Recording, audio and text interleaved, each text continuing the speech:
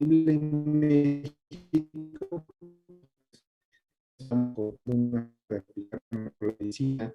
Con eso, pues bueno, les doy la bienvenida a nuestro curso de neurología. Vamos a aprovechar el tiempo que tenemos hoy porque tenemos dos temas un tanto pesados. Perdimos ya la clase de la semana pasada. Esto, pues bueno, hay situaciones en las cuales uno no prevé y bueno, se me presentó un cuadro de apendicitis, tuve que entrar a quirófano casi con carácter de urgencia, pero bueno, eso fue miércoles, uno se recupera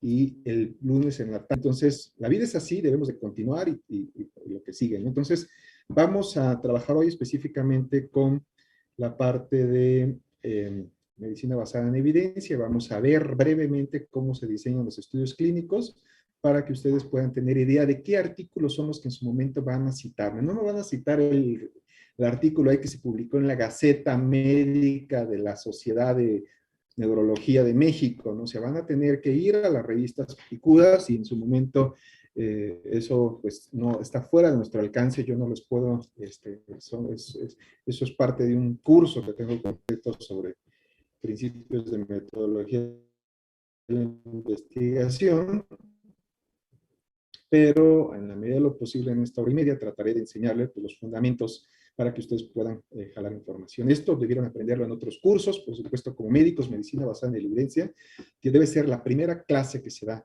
en un curso de medicina, ¿no? Los libros de medicina, como lo vamos a ver ahora, son obsoletos, ya tienen 5, 10, 15 años.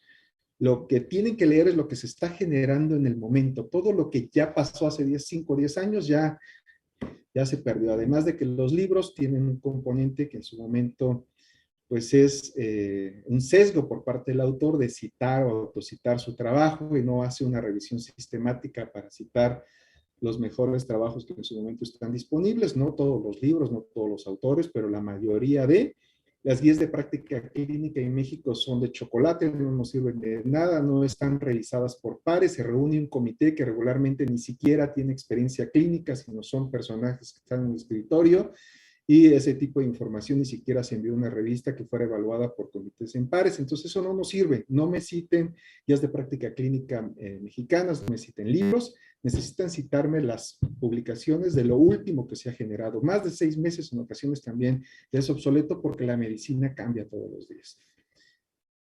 Entonces, bueno, bienvenidos todos a nuestro curso. Vamos a dar inicio. Voy a agradecer a todos que mantengan su cámara, por supuesto, es, como lo mencioné en mi correo electrónico, pues es lo más desagradable del mundo en ocasiones estarle hablando solamente a una pantalla. Esto lo van a vivir más cuando a ustedes les toque estar del otro lado. Entonces, y bueno, también es una forma para, a pesar de la distancia y todas las condiciones y demás, pues bueno, logremos conocernos en algún momento, ¿no? Entonces, nuestro curso de neurología comienza oficialmente la próxima semana. Voy a tomarme esta hora y media para darle pues, los siguientes temas, ¿no? Entonces, bueno, virtualmente les doy la bienvenida al curso. Les presento para aquellos que no conocen, ustedes se encuentran en el norte, el Instituto Nacional de Medicina Genómica se encuentra en el sur. Tenemos pues una vista espectacular con uno de los drones que tenemos acá. Entonces, bueno, esto es Funsalud, que es donde surgen todos los dineros y demás para los institutos nacionales de salud, que no tiene que ver con la situación del recurso que está programado por parte de Hacienda. Esto es el donde se encuentra el drone, está el Instituto Nacional Electoral.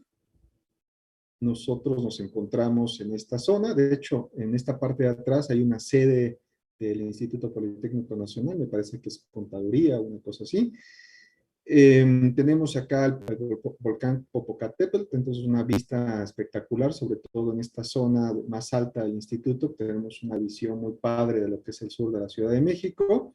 El instituto, pues bueno, tiene una enorme explanada, tiene esta estructura que prácticamente es el símbolo y lo que sería la mística de nuestra institución, es la Soberanita por el doctor Guillermo Soberón, que fue rector de la UNAM, secretario de Salud y por supuesto un personaje que tuvo mucha influencia para que en su momento se fundara el Instituto Nacional de Medicina Genómica. Esto desde 2004, en los tiempos de Vicente Fox. Después, bueno, vean, tiene unas columnas impresionantes, todas estas son áreas de laboratorio, hasta este piso también tenemos unidades de alta tecnología. Aquí se encuentra el laboratorio COVID en este momento, que está prácticamente realizando, diría yo, el 60% de las pruebas PCR para COVID que se realizan en este momento en la Ciudad de México. Es el laboratorio más grande después de los laboratorios que ya tiene Secretaría de Salud.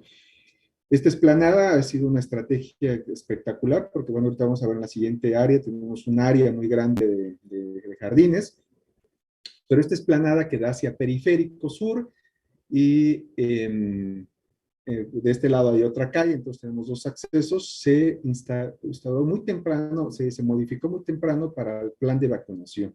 Entonces todas las vacunas en la zona sur se aplican acá. El paciente que entra de forma peatonal lo puede hacer a través de este lado. En este momento tenemos todo esto como si fuese un gran, en este momento, bueno, están ahí las sillas y todo esto que se ha hecho para el plan de vacunación. Seguramente ustedes ya recibieron su primera dosis. Y en este caso, pues bueno, puede ingresar caminando. Pero el paciente que entra por auto, ingresa de este lado, pasa, sale, se aplica la vacuna, vuelve a salir y ahora sale de este lado de periférico. Entonces, también para las pruebas PCR pueden entrar por auto, se mantienen dentro del auto, les toman la muestra en el propio auto y por supuesto los datos los reciben inmediatamente en su dispositivo móvil a través de una aplicación. Entonces, hoy por hoy, el Instituto Nacional de Medicina Genómica, a partir de los esfuerzos que se han hecho en la última administración, se posiciona como una de las entidades de salud pues, más importantes de la zona sur. Ha participado activamente en el diagnóstico y por supuesto la identificación de las nuevas variantes y por supuesto de ver qué variante SARS se encuentra en este momento dominando, sobre todo en la Ciudad de México, y en algunas entidades federativas en las cuales los gobiernos de los estados han solicitado que el INMEGEN caracterice este tipo de variantes que se encuentran.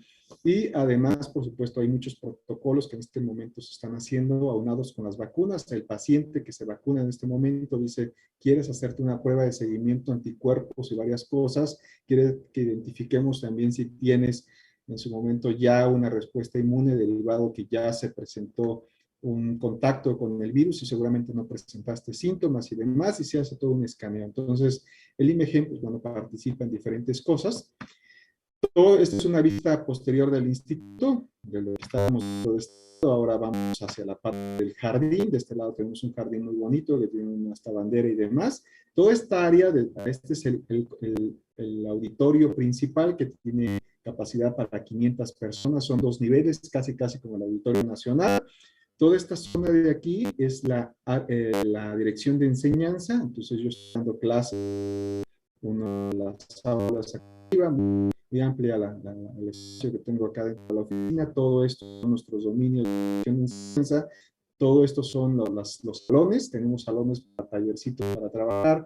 Tenemos también un tanto cómodos para 200 personas, que incluso para condiciones de regreso a las actividades presenciales será muy cómodo. Un grupo de 30 personas como ustedes en un auditorio de 200 tendrá las condiciones máximas de seguridad. Entonces también son áreas ventiladas y demás. Entonces tenemos todas las condiciones necesarias como para hacer investigación de frontera y por supuesto los espacios necesarios para realizar programas de maestría, doctorado, cursos de educación continua, diplomados, cursos de alta especialidad y todas las condiciones para poder hacer investigación de frontera.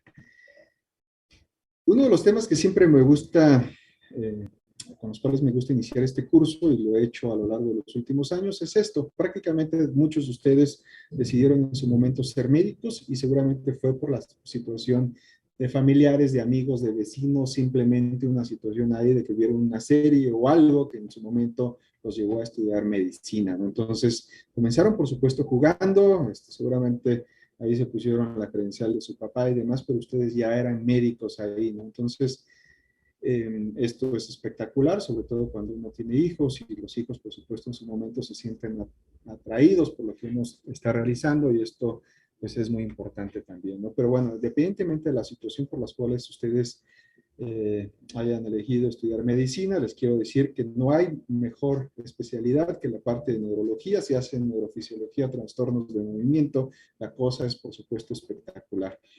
Pero implica, por supuesto, también conseguir muchos recursos y otro tipo de cosas. Esto es una imagen que en su momento tenemos de medicina. Esto es lo que realmente hacemos prácticamente todos los días, ¿no? Lo clásico dentro del mundo de neurología, pues prácticamente estos pasillos inmensos donde se pueden encontrar personajes con incluso hasta instrumentos para laboratorio, otro tipo de cosas, la clásica computadora, nuestro escritorio, el paciente, en este caso, pues bueno, también una reportera que puede estar haciendo preguntas y por supuesto lo más importante que siempre vamos a tener como médicos es el artículo científico, ni siquiera el libro, ¿no? El paper, ¿no? El artículo científico hoy por hoy es nuestra mejor referencia para el mejor tratamiento. Los libros son históricos, nos sirven en su momento para tener un panorama bonito de las cosas y enterarnos de alguna forma, pero si nos vamos a dedicar a la medicina, hoy por hoy lo mejor es el artículo científico y sobre eso damos sustento. En los últimos meses, años, hemos participado muy activamente en la parte de COVID,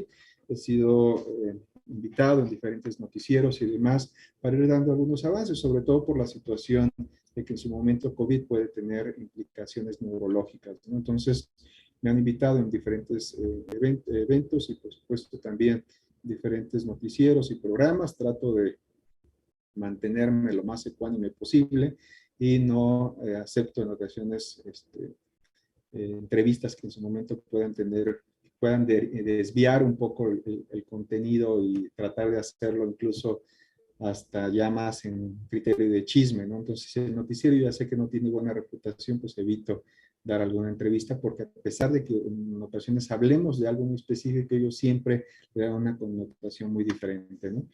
El área de investigación, por supuesto, es muy importante. Comentaba en la unidad de trastornos de movimiento y sueño, hacemos este tipo de cosas. Esto también forma parte de la formación en médicos. Hace algunos años, muchos años atrás, por supuesto, los médicos fueron los primeros que iniciaron en el mundo de investigación. Ahora prácticamente el médico se ha rezagado, se ha quedado solamente en la parte clínica y son otros especialistas los que en su momento comienzan a hacer investigación en el campo médico, incluso ingenieros y otras licenciaturas y demás se han abocado a los posgrados y han intervenido en la parte de investigación. El médico pareciera que tiene trazada la meta en que va a concluir, hace el examen nacional de residencias, ingresa a la especialidad, después va a tener una consulta y se queda ahí, no genera conocimiento, prácticamente leemos el conocimiento que se está generando en otras áreas.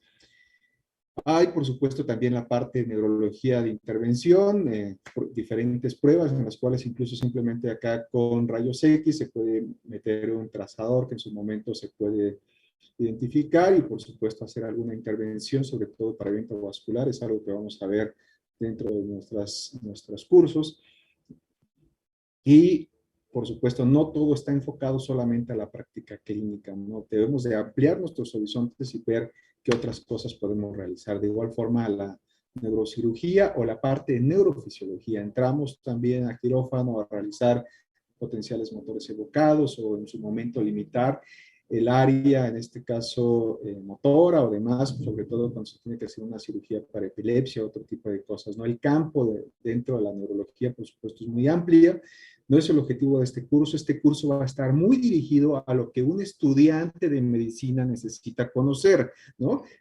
Mis traumas en relación a investigación y demás, los suelto sobre ya el neurólogo o el psiquiatra que en su momento va para un curso de trastornos de movimiento de alta especialidad o va para un curso de alta especialidad en trastornos de sueño, ¿no? Ahí trato de meter otras cosas de información y la discusión puede ser ahí sí muy meticulosa en relación a la mayor información. En el caso del estudiante de medicina debe de tomar, por supuesto, la información básica en relación a la neurología y que le permite en su momento por lo menos identificar el problema y si no está dentro de su capacidad, que es la mayoría de las veces, derivarlo al médico que sí lo pueda hacer, ¿no? Es identificar el problema y referirlo inmediatamente antes de generar un daño. Eso recuerden que es el principio de todo médico. De igual forma, también está la parte de la fisiología, de la, filosofía de la ciencia, por supuesto. Todo el mundo conoce a este personaje, ¿cierto o no? ¿No? Oliver Sacks. El hombre que confundió a su mujer o a su esposa con un sombrero, ¿no? No todo es medicina en el mundo, señores. Deben de ampliar su mundo, leer otro tipo de información, empaparse con las cosas que están sucediendo. Si se descubrió un exoplaneta, deben de sentirse atraídos por lo que está sucediendo en el cosmos y en todas las cosas, ¿no? Entonces, no podemos encerrarnos. El médico se encierra solamente y no le da la vida para leer lo que en su momento tiene que leer, pero debe abrir, expander en universos, ¿no? Entonces, este es un médico que en su momento ha descrito los casos más importantes de sus pacientes y lo fue haciendo a través de unos textos pues muy amigables que todo mundo lo puede leer, ¿no? Y esto tiene que ver con las vocaciones, ¿no? Murió el año pasado y prácticamente todas las sociedades de neurología del mundo y en específico la gente que trabaja con trastornos de movimiento, pues rindió homenaje a este personaje porque fue pionero en muchas cosas, además de que también este acercamiento con los pacientes y demás permitió describir cosas muy específicas de lo que está sucediendo en la neuro con parte de psiquiatría, ¿no? El reporte de los casos clínicos de sus pacientes, que en su momento los llevó a hacer, escribió mucho de ciencia, por supuesto, artículos científicos y demás, ¿no? Fue un médico neurólogo muy importante y además tiene una gran cantidad de libros y demás, y era un personaje que acudía a los congresos, era quien dictaba las conferencias presidenciales y todo ese tipo de cosas, ¿no? Entonces, debemos abrirnos, por supuesto, y ver otro tipo de cosas, ¿no? Entonces, concluimos esa breve introducción también y vamos a hablar sobre algo que es la jerarquía de la evidencia científica. No todo artículo es bueno y debemos nosotros filtrar la información y tratar de leer de todo lo que se está generando, que son miles de millones de artículos todos los días, tratar de identificar esos artículos que son los más importantes y leer lo más importante. O sea, si ya estamos comprometidos con leer, leer lo que realmente vale la pena. Hay mucha basura dentro de lo que se está generando investigación. No toda investigación es impresionante. Siempre les digo, sobre todo a los estudiantes de medicina y demás, luego llegan a los hospitales, están haciendo el internado, el servicio social y los residentes las apantallan. Ahí, mira, acabo de escribir un paper, ¿no? Entonces ya están babeando por el tipo ahí que escribió un paper y no, o sea, tienen que decir, bueno, tu paper es una basura, mi cuate, ¿no? Entonces, esto también en su momento debemos de reconocer qué es lo que está generando y demás. O al revés, también las chicas pues, tratan de conquistar a los más jóvenes diciéndole en mi artículo, ¿no? El proceso de cómo identificamos o buscamos nuevos tratamientos es extremadamente complejo, ¿no? En este momento, con la situación de las vacunas de COVID, todo el mundo dice es que se generó demasiado rápido. No es cierto. O sea, simplemente estamos en una situación extraordinaria en la historia de la humanidad. O sea, realmente hemos llegado después de 50 años a un momento privilegiado en las cuales las condiciones en ciencia han mejorado y esto en 1918 con la pandemia de la gripe española, por supuesto, no teníamos todas las condiciones que se tienen ahora, pero eso implica millones de dólares, ¿no? Entonces, eso difícilmente lo podemos hacer en un país como México, pero los países del primer mundo, por supuesto, están muy interesados en desarrollar pues, estrategias que en su momento nos permitan responder a este tipo de pandemias, ¿no? La pandemia prácticamente nos agarró con sorpresa, no estamos preparados incluso para medidas tan básicas como lávate las manos, mantén tu distancia, usa un cubrebocas, no hay una política que en su momento dirija específicamente para que la población en su momento responda. La respuesta fue extremadamente lenta y afortunadamente no nos devastó, nos está pegando, sigue pegando, pero afortunadamente no devastó tanto como cualquier otra pandemia en cualquier otro momento histórico. Hay nuevos medicamentos, hasta el momento no hay un medicamento que mejore la condición, solamente acorta los tiempos o de un porcentaje que ya va a morir, solamente un porcentaje se logra salvar. Realmente no tenemos un tratamiento efectivo en este momento. Las vacunas están haciendo un papel muy importante, reduce realmente el riesgo de muerte, pero no te quita, no te reduce el riesgo de infección. Entonces hay mucho trabajo y con esta figura no pretendo meterme a todo lo que es la parte de farmacogenómica o la parte de diseño de nuevas moléculas. Simplemente decirles, desde que viene un descubrimiento, esto pueden ser más de 5,000 o 10,000 compuestos, esto en 3, 5, 6 años, una persona trabajando dentro de un laboratorio. Algunos de ellos llegan a una condición preclínica, esto es investigación preclínica que pretende evaluar toxicidad y eficacia de una molécula in vitro en animales. Actualmente con las supercomputadoras son miles de moléculas que en su momento se retan y solamente algunas de ellas pueden pasar a condiciones preclínicas en modelos animales o en células. Sobre aquellos que funcionan se hace una solicitud de aprobación que es administrativo, es muy engorroso, puede tomar mucho tiempo para los investigadores. Varía ensayos clínicos fase 1, fase 2, fase 3. Pues de muchos millones de moléculas o miles pues, pasan solamente unos cuantos, unos 4, 5, 6 años. Esto es investigación clínica que lleva como objetivo evaluar la seguridad y la eficacia de los insumos para la salud de los humanos.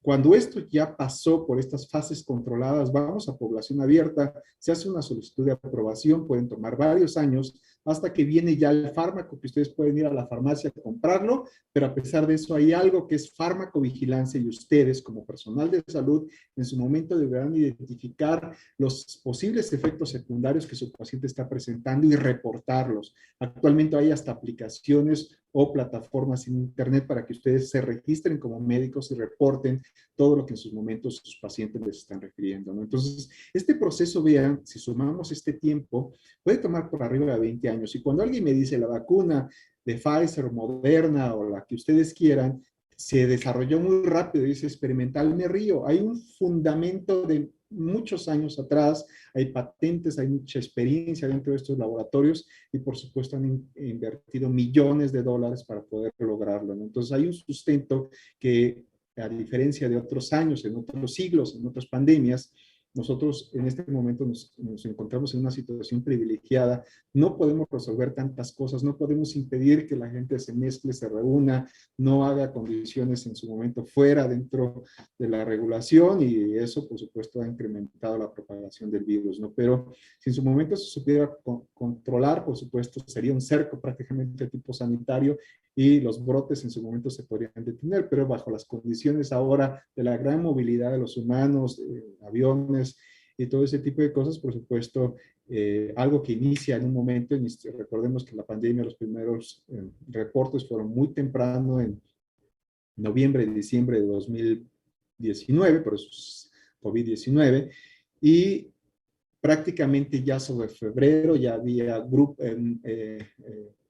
reportes muy importantes en Italia, en España, en Alemania, en otras cosas, ¿no? Entonces, la propagación de esta pandemia fue muy rápida, no se pudo controlar, 28, 29 de febrero, 28 de febrero, en México estaba reportando su primer caso, ¿no? Y para eso, pues ya conocemos cómo se ha comportado pues, estas 3 olas en México, ¿no? Entonces, vean, dense cuenta que en una situación así emergente necesitamos responder, necesitamos describir qué es lo que está sucediendo con este tipo de pacientes y necesitamos inmediatamente comenzar a recordar aquellos fármacos que puedan tener un efecto clínico favorable para este tipo de pacientes, a pesar de que sea una condición extremadamente nueva, ¿no? Entonces, la ciencia nos va a permitir en su momento poder responder a este tipo de condiciones y espero que ustedes más adelante puedan formar parte de la respuesta para las futuras pandemias, ¿no? Estos son los objetivos de estos cursos que en su momento las futuras generaciones, por supuesto, estarán a cargo de esto, ¿no?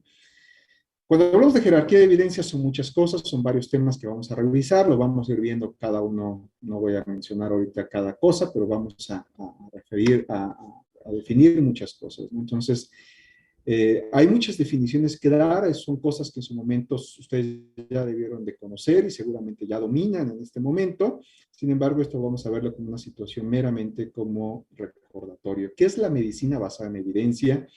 Eso es una definición incluso de 2005, es algo que estuvo en boga, sobre todo para finales de los 90, principios del 2000.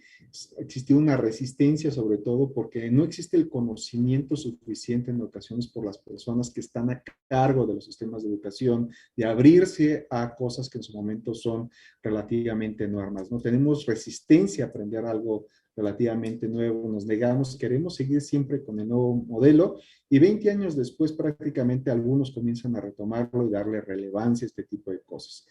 Para fines prácticos es justo tratar de encontrar cuál es la mejor evidencia publicada y aplicarla a las condiciones de nuestros pacientes en un ambiente pues muy específico, ¿no? Entonces son las medidas basadas en la evidencia que requieren las decisiones sobre la atención médica, se basan en la mejor evidencia disponible, actual, válida y relevante. No vayan a sacarme su libro de su abuelito de 1978 para el manejo, ¿no?, de X tal patología. Tiene que ser lo último de lo último, señores. Estas decisiones deben ser tomadas por aquellos que recibieron atención e información por el conocimiento tácito y explícito de quienes brindan atención dentro del contexto de los recursos que tienen disponibles. Ahora, si lo único que tienen es paracetamol, pues bueno, ¿no? Pero ahí ya estamos hablando de medicina basada en la pobreza. ¿Qué es la medicina basada en? Es este aro que lo van a encontrar en diferentes plataformas, los bombardean todo el tiempo, es la mejor evidencia. La mejor evidencia es, por supuesto, el artículo mejor diseñado, con los mejores controles y que en su momento el outcome o la idea desde antes de qué se esperaba tener como resultado de este estudio está muy definida muy temprano desde el protocolo de investigación y que prácticamente no existe un sesgo al momento de presentar los resultados. No es de no me dio lo que yo quería y lo enmascaro y lo reporto, no, es un diseño estrictamente, es algo que nosotros en educación ni siquiera sabemos hacer, no sabemos siquiera seguir las instrucciones, ¿no? Entonces, esto tiene que ver con una rigidez científica que se tiene que hacer como se tiene que hacer y es cuadrado, lo más cuadrado que se puedan imaginar y son miles y miles de formatos que se tienen que llenar para poder dar respuesta a esta mejor evidencia publicada. Por supuesto, la experiencia clínica. Alguien podrá leer todos los artículos que quieran, pero necesita tener el contexto de ver al paciente. Si no lee el paciente, por supuesto, es el peor médico del mundo, ¿no? Porque podrá conocer la mejor evidencia, pues uno tiene mejor experiencia clínica, estamos fritos.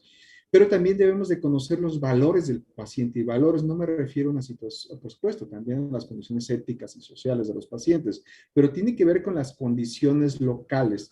Si mi sistema de salud en su momento me cubre lo que voy a recomendar para los pacientes, lo aplico. Si el paciente tiene que comprárselo, como es la mayoría de las veces en México, debemos también evaluar si el paciente puede acceder a ese tipo de recursos, ¿no? No le vamos a solicitar algo que solamente está disponible en los Estados Unidos y que lo tiene que importar y que una sola dosis necesita miles de dosis, cuesta 5 millones de dólares, ¿no? Entonces, eso también tiene que ver mucho con las condiciones del paciente. Entonces, al final del día es la integración de la mejor evidencia de la investigación actual, las preferencias y valores del paciente y la experiencia clínica. Esto es muy importante a las preguntas clínicas de manera oportuna. Y recuerden, la mejor evidencia es evidencia de la investigación de alta calidad y cantidad. No todo papercito nos funciona. ¿Y por qué es importante la medicina basada en evidencia? ¿Por qué es importante enseñarse a los estudiantes de medicina? Primero, nos permite mejorar la atención clínica para cerrar la brecha entre la investigación y la práctica. Parece que hay un abismo enorme entre la investigación y la práctica clínica. Hacer el menor daño posible. Recuerda que como médicos estamos obligados. Hay, por supuesto, también algo que se ha estado regulando en los últimos años, es la parte de la negligencia médica y demás, ¿no? Entonces, dicen, el que nada sabe, nada teme, ¿no? Puedes tener implicaciones por la práctica de tu profesión y debes de saberlo, ¿no? Tienes un título y debes de defender eso, haces una especialidad, debes de defender eso, ¿no?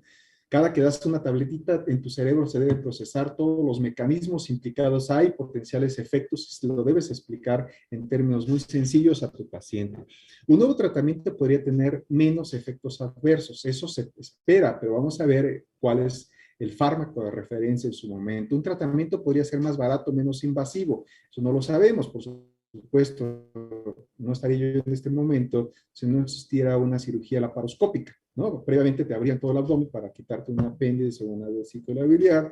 Ahora con 3 agujeritos en el abdomen, por supuesto, la recuperación es mucho más rápida y en este momento pues me encuentro prácticamente en recuperación. No puede ser necesario un nuevo tratamiento en caso de personas desarrollen resistencia a terapias ya existentes y mantener actualizados los conocimientos, habilidades, educación continua. Esto es leer, leer, leer, leer. Y lamentablemente como médicos todo el tiempo vamos a estar estudiando. Afortunadamente, yo no daría el término de desafortunadamente. ¿Para qué un paciente llega a la clínica? Bueno, aquí, ¿para qué nos sirve? ¿No? Entonces, un ejemplo acá, ¿no? Imaginemos, un paciente llega a la clínica con una mordedura de perro, sí, básico. Se ve limpio, la enfermera y el paciente. Y vean, la enfermera, es una participación desde la enfermera. Lamentablemente en México es el último trabajo que hace la enfermera es hacer esto, ¿no? La enfermera buscó en PubMed, o sea, ni siquiera el médico, ¿no? Y encontró un metaanálisis, ¿no? Que muchos lo consideran, puta, qué pinche difícil es hacer un metaanálisis, es de lo más fáciles, señores, que indica que la tasa promedio de infección por mordedura de perro fue del 14% y que los antibióticos redujeron solamente la mitad de este riesgo. Un metaanálisis tumba en ocasiones mitos en relación de darle antibiótico porque lo mordió un perro, ¿no? Por cada 100 personas con mordedura de perro, el tratamiento con antibióticos salva solamente 7. ¿Vale o no la pena? El tratamiento de 14 personas con mordedura de perro evitará una infección. Explica estos números al paciente junto con posibilidades consecuencias si el paciente decide si tomarlo o no. Una visita de seguimiento después de donde descubres que esto no se infectó, ¿no? Entonces, bueno, también tiene que ver mucho con esto y en su momento tienen que ver. Hay un gran mito en relación a que si la sal nos incrementa la presión arterial, ¿no? Se han hecho estudios con poblaciones, principalmente en países nórdicos, como Finlandia, como Suecia, como Suiza, Alemania, en los cuales han seguido poblaciones, los escanean desde el primer día de nacido, es más, desde antes de que los hicieran, y lo siguen a lo largo de los años y no hay ninguna implicación. Hasta el momento no se conoce, y los últimos trabajos 2015, 16, 17 publicados en JAMA dicen que la sal no tiene nada que ver con la situación de la presión arterial.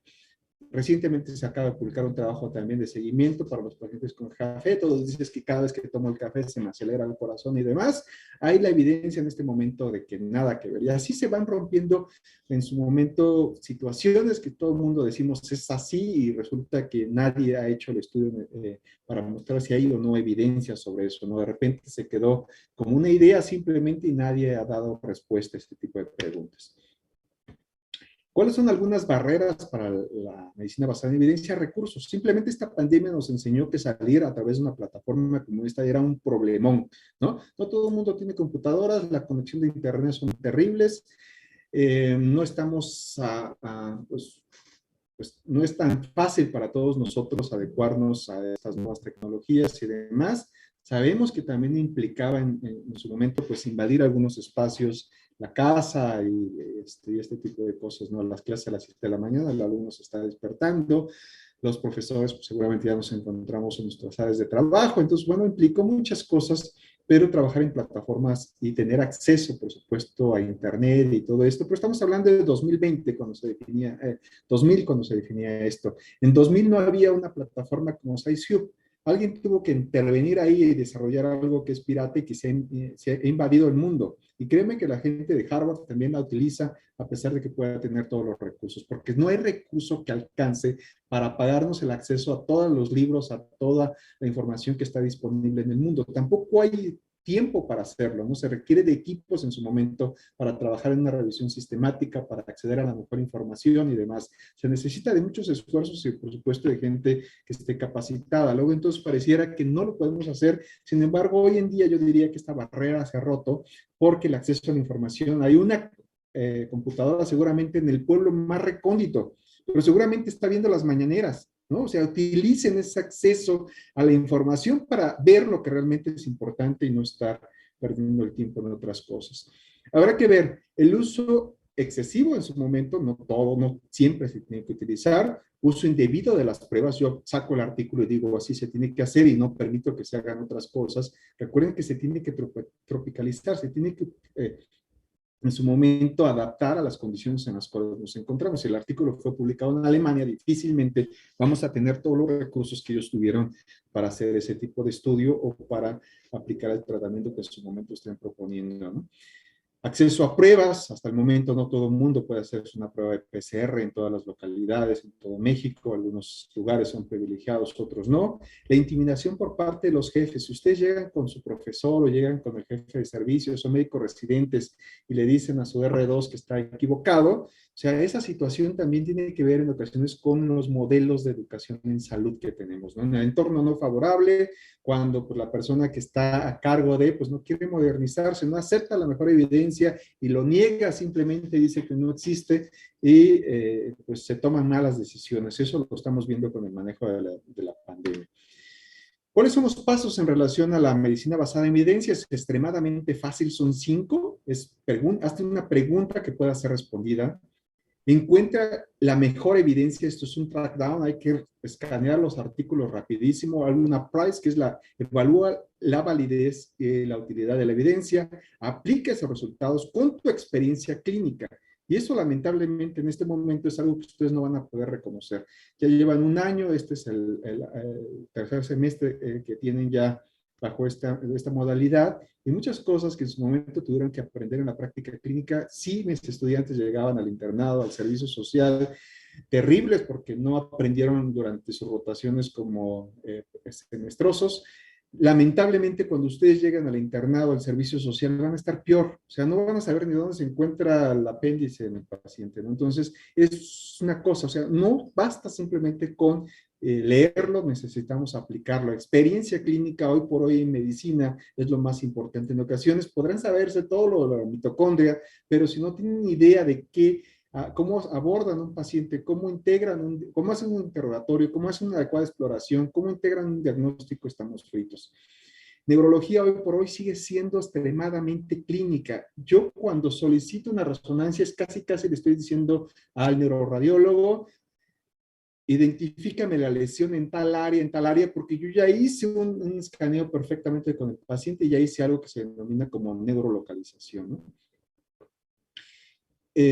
Todas las pruebas realmente las hacemos por una necesidad de conocimiento, pero en ocasiones no es necesario colgar al paciente como si fuera arbolito de Navidad con un chorro de pruebas de laboratorio y demás, porque en la clínica, como buen neurólogo, puedes identificar perfectamente, tú ya sabes de qué condición, síndrome neurológico o enfermedad se trata.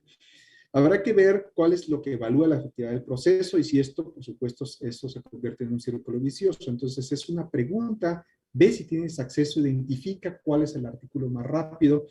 Sobre eso, pues ve la validez, si esa validez es buena o me sigo quedando con el artículo previo. No todo lo nuevo es mejor, ¿no? Y eso lo vemos hasta en nuestras relaciones personales, ¿no? De repente nos enojamos con la pareja y demás, después nos conseguimos otra pareja y decimos, wow, o sea, esta persona tiene todo y lo que la otra no tenía. Y de repente nos damos cuenta que la anterior estaba mejor, ¿no? Entonces, al igual también, no todo artículo nuevo en su momento proponiendo un nuevo fármaco, que en muchas ocasiones puede ser extremadamente caro. Al principio de la pandemia se presumía muchos fármacos ahí, algunas aproximaciones absurdas, como tratar de decir que un antiparasitario pudiera resolver algún problema o un factor de transferencia sin echarle piedra al Politécnico, por supuesto, pudiera obtener una respuesta en relación a un problema como COVID, ¿no? Había preguntas estúpidas, pero en ese momento es así la forma, así funciona la ciencia. En ocasiones cuando tenemos algo desconocido y no conocemos, por supuesto, puede ser los mecanismos implicados, tratamos de ponerle todo, es como arrojarle una bomba, pero puede haber más efectos adversos que en ocasiones los efectos benéficos. Eso tenemos que conocerlo muy bien. Tenemos que aplicarlo a las condiciones locales. Entonces estaban proponiendo fármacos que cada tableta costaba 2 millones de pesos, bueno, 20,000 o 15,000 pesos, entonces era extremadamente caro para nuestro sistema de salud. Nuestro sistema de salud desafortunadamente no lo iba a incluir dentro de su cuadro manejo para los pacientes, ¿no? Entonces era muy difícil que en su momento este tipo de tratamientos. Y resultó que uno de los fármacos que mejor efecto clínico ha tenido y que más vidas ha salvado en COVID es dexametasona.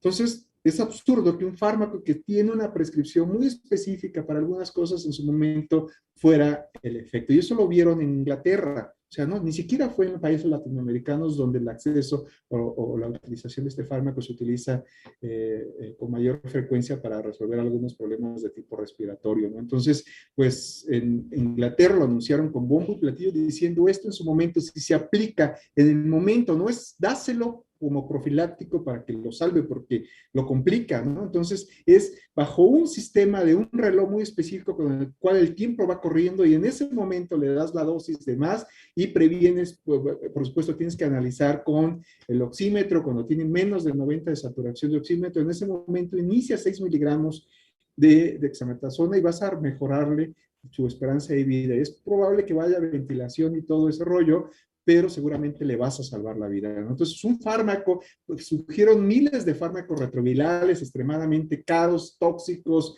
que tenían implicaciones más para hepatitis C u otro tipo de hepatitis y otro tipo de cosas. Trataron de ir con las bombas en relación a retrovirales y demás, y se dieron cuenta que no, quien funcionó mejor fue dexametasona. Y eso tiene que ver que con condiciones locales, y ese fármaco lo encuentran hasta en el cajón de su abuelita con todos los medicamentos que les dan en el IMSS. Evalúa la efectividad del proceso. Si esto te funcionó, lo aplicas. Entonces, en la relación de la primera pregunta es, pues vamos a sentarnos a nuestra pregunta de investigación. Primero, ¿qué sé sobre eso? Si no lo sé, tengo que comenzar desde cero. Los antecedentes, preguntas del primer plano que son de tipo clínico, y eso interviene en las palabras pico. Cada vez el acrónimo se incrementa, ¿no? Como este acrónico que antes era lésbico gay, ahora ya tiene 80,000 gamas, pero esto también, pico, se va incrementando y van agregando otras cosas, pero básicamente estas 4 letras nos permiten hacer más cosas, ¿no? Pico, paciente, población o problema. ¿Quiénes son los pacientes o las poblaciones? ¿Qué es una enfermedad? Intervención. ¿Qué quiero hacer con este paciente? Por ejemplo, tratar, diagnosticar o observar solamente. Intervención de comparación. ¿Cuál es la otra opción de la intervención? Por ejemplo, el placebo. Si lo comparan contra el placebo, no sirve. Siempre tiene que ser un medicamento de referencia. Si lo compara contra el placebo, estamos fritos. Ese estudio no nos sirve de nada. Resultados. ¿Cuáles son los resultados relevantes? Por ejemplo, morbilidad, mortalidad, complicaciones. ¿Contra qué lo vamos a comparar? Y eso es importante cuando veamos nuestro estudio. Si no tiene ciertas condiciones, ese estudio definitivamente no nos sirve para nada. ¿Por qué utilizar los términos pico? Para ayudar a definir el problema, para prepararnos a la búsqueda y para hacer búsquedas concretas. No hay preguntas tontas, dice, ¿no? O sea, eso me queda muy claro, ¿no? O sea, pero debemos hacer la pregunta lo más adecuado. Los buscadores de información como PubMed y demás se basan en el algoritmo. Si ustedes le preguntan tonterías, les responde tonterías. Si hacen la pregunta precisa, les va a dar casi, ahí están los 5 artículos que son más importantes en relación a tu búsqueda de información. Por eso, la pregunta debe de ser muy clara, específica, ¿no? Entonces, quien pregunta tonterías tiene como respuesta tonterías, recibe 500 artículos y no sabe de todos esos 500 artículos qué artículo leer. El tratamiento de la neumonía, por ejemplo, neumocóxica, debe ser diferente para un paciente con cáncer terminal, para un paciente anciano, pero que también tiene demencia grave, para un paciente joven que es madre de 2 hijos. Las condiciones son diferentes. Recuerden que tenemos pacientes, no tenemos enfermedades, ¿no? Entonces, debe de buscar siempre la situación asociada con el paciente, y la mayoría de los estudios, lamentablemente, hace estudios muy abiertos y en ocasiones no distingue las condiciones específicas para cada uno de esos pacientes. Entonces, en ese sentido, tenemos que desarrollar la pregunta que uno quiere hacer, ¿no? Conocimiento previo a la condición, o sea, ¿qué otras patologías también puede tener? ¿Cuál es la comprensión del paciente? Si estamos tratando de resolver, disminuir la posibilidad de muerte, si no queremos que tenga una discapacidad, si queremos mejorar la calidad de vida, si la situación del costo, si nos vamos a mejorar los síntomas y demás. Depende qué es lo que ustedes están buscando al momento de buscar información. Algunas preguntas de intervención. Genera una estrategia pico aquí, una pregunta clínica con esta situación. Regresamos a las condiciones clínicas en las cuales siempre va a comenzar. Paciente masculino de 54 años de edad que fue diagnosticado con cáncer de próstata de grado intermedio y quiere saber si debe someterse a una prostatectomía radical o a un tratamiento de radiación. Al paciente en particular, y vean los términos del paciente, ¿no? Otra cosa es el lenguaje clínico, el lenguaje médico. Le preocupa la muerte por cáncer de próstata, pero también, además de morirse, le preocupa los riesgos de impotencia e incontinencia, ¿no? Dice, tengo 54 años y todavía quiero seguir teniendo una buena calidad de vida. Formule la pregunta clínica en este caso, los términos pico, ¿no? Entonces, esto es lo que van a estar haciendo todo el tiempo. Tienen esto cuando llega, esto es clásico de pasillos dentro de un hospital, ¿no? Todos en el hospital iniciamos, llegamos al pase de visita y por orden de jerarquía, regularmente, pues le toca siempre primero al médico interno, después al de servicio social, al R1, R2, R3, y dependiendo el ánimo del jefe del servicio, del médico adscrito, pues sobre eso se va a ir, ¿no? Entonces, prácticamente siempre inicia alguien diciendo paciente masculino, bla, bla, bla, bla. Esto es clásico, esto va a formar parte de su vida y van a estar llenando todo el tiempo las historias clínicas. Por eso, en este curso he invitado a la doctora Angélica para que los apoye con este tipo de cosas, ¿no? Esto hoy por hoy sigue siendo la base, no solamente de la práctica clínica, sino también para hacernos preguntas precisas al momento de diseñar un estudio en investigación. Y si queremos responder cosas muy específicas, comenzamos siempre con este planteamiento. En unos cuantos renglones ustedes lo ponen en su nota de evolución de los pacientes, van a ser miles de notas a lo largo de su vida. Entonces, vean esto, es una condición muy general que incluso implica un lenguaje muy común, lo que el paciente llegue y refiere. El paciente no tiene que llegar diciendo, como en mi caso cuando llegué al hospital, prácticamente dijo, vengo porque necesito que me hagan ABCD, ¿no? Ya llegué hasta con mi maletita y ya había hablado a mi cirujano de confianza y gran amigo y ya iba en camino para la cirugía, ¿no? Entonces prácticamente llegué a hospitalizarme y decir, vengo por tales cosas, señores, ¿no? Pero eso no lo van a hacer los pacientes, no tienen por qué llegar con un conocimiento previo en relación a la patología, ¿no? Eso es parte de ustedes de integrar el diagnóstico clínico. Entonces debemos de formularnos una buena pregunta clínica. Ahora es, recuerden, nuestros términos picos, nuestro paciente, varón de 54 años con cáncer de próstata de grado intermedio. Esto lo hacen ustedes en chinga, cuando ustedes están leyendo esto, ya están ustedes con sus notitas, sacando su fórmula clínica y inmediatamente buscando en PubMed, ¿no? Ahora todo anda con un dispositivo extremadamente novedoso. Recuerden que nuestros celulares, todo el mundo lo dice, o sea, realmente nuestro celular es una computadorcita que está 20 veces superior, cualquiera si tengan un chicharito de teléfono, esa computadora que está ahí está superior a las miles de computadoras que en ocasiones vende la NASA cuando lanzaron el primer cohete a la Luna, ¿no? Entonces, bueno, explotaron otros antes, pero cuando realmente llega el hombre a la Luna, ven unas computadoras ahí, cosas con botones y como las películas del santo, pero la computadora no era superior a lo que ustedes tienen en un teléfono. En un teléfono ustedes pueden hacer maravillas y si tienen un iPhone 80, seguramente van a poder incluso hasta controlar un misil, ¿no?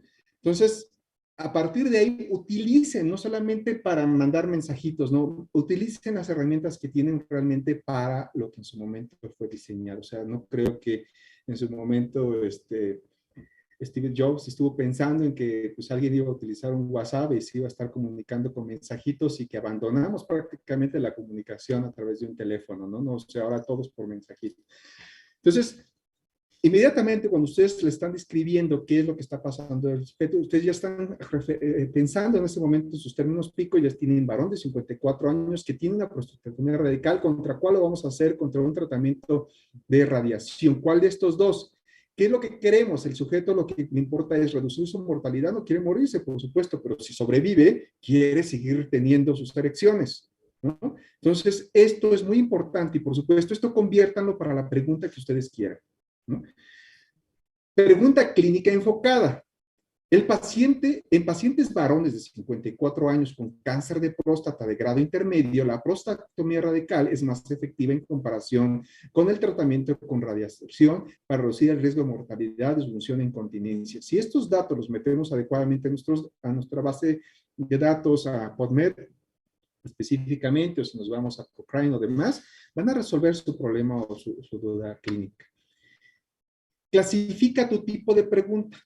Hay diferentes estudios y cada estudio está diseñado para responder una pregunta. Entonces, por eso tienen que ver randomized, ¿no? Si el estudio está aleatorizado, está doble ciego, si es un estudio retrospectivo, si es un estudio prospectivo, si es un reporte de casos. Cada cosa está dirigida al tipo de pregunta que se van a hacer y en ese sentido van a tener que buscar el estudio que sea sobre eso. Y esto va a ser la dinámica de este semestre con ustedes. Para los tratamientos y para los criterios que en su momento son diagnósticos de la enfermedad o las clasificaciones, por ejemplo, cefaleas, migrañas, todo el tiempo la Sociedad de Neurología de los Estados Unidos nos está cambiando cuáles son los criterios diagnósticos, nos quita, nos pone, no es como el DSM-4, DSM-5 para los trastornos mentales, van cambiando estas situaciones y necesitan encontrarme el último de lo último.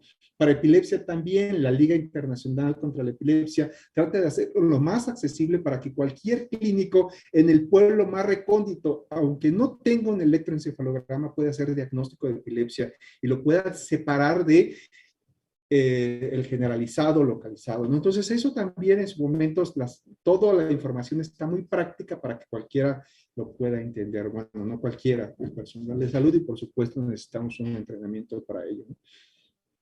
Entonces, para esto, clasifica el tipo de pregunta. ¿Cuál es el tratamiento? Entonces, la pregunta aquí, the question es intervención o prevención. ¿Qué causa el problema? La pregunta es etiología o riesgo, ¿no? Entonces, es diferente en su momento identificar la causa causal o el riesgo en su momento de poder presentar tal cosa, ¿no?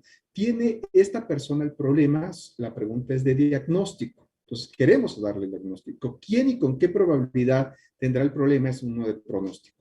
Y señores, algunos de ustedes están bostezando y durmiéndose. Tomen café. Les aseguro que aquellos que quieran estudiar medicina y que quieran ser chingones dentro del mundo de medicina, esto es lo más básico que deben entender. Si no comprenden esto y así les hable yo sobre los últimos mecanismos asociados a la enfermedad de Parkinson, les va a pasar por acá, les va a salir por acá y seguramente más adelante dirán, ese fue el peor curso de neurología porque no aprendí. ¿Tiene esta persona el problema? Entonces, de diagnóstico. ¿Quién y con qué probabilidad tendrá el problema? Esto es una situación de pronóstico, ¿no? Entonces, depende. ¿Qué queremos hacer para este paciente? ¿Quiero hacer una intervención o quiero prevenir? ¿Quiero encontrar la etiología del riesgo? ¿Quiero hacer un diagnóstico? ¿Quiero hacer un pronóstico? Y para nuestra mala suerte en medicina, nuestros pacientes necesitan todo. Preguntas sobre ética, etiología y riesgo. ¿Qué causa una enfermedad o condición de salud? Entonces, habrá que desarrollarnos una pregunta clínica para este caso. Entonces, cada una de estas la vamos a ir desarrollando. Desarrolla una pregunta clínica para el caso. Ese es un seudónimo. Recordemos que siempre es importante cubrir la identidad de nuestros pacientes si ellos no han firmado previamente un consentimiento informado. Esa es fumadora y acaba de enterarse de que tiene 3 meses de embarazo. Ese dejó de fumar inmediatamente, pero le preocupa si su bebé en desarrollo resultó dañado y si el bebé corre el riesgo de tener problemas de neurodesarrollo. Aquí el punto es, te está preguntando si fumar durante el primer trimestre puede dañar a su bebé. ¿Qué creen? ¿Sí o no? Sí, bueno, sí es del niño fumar en el primer trimestre porque no hay un buen cierre de el tubo neural.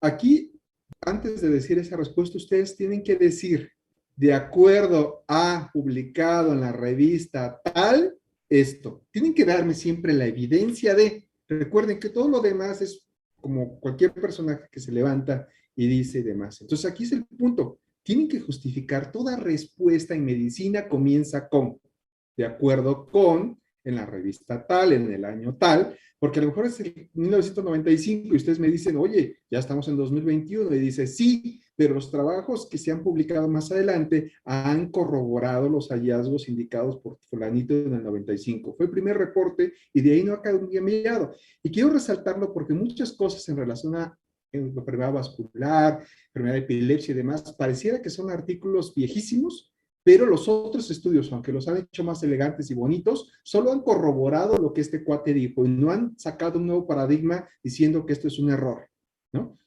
Hace un rato mencionaba, lo último de lo último, pero no quiere decir que lo nuevo sea mejor.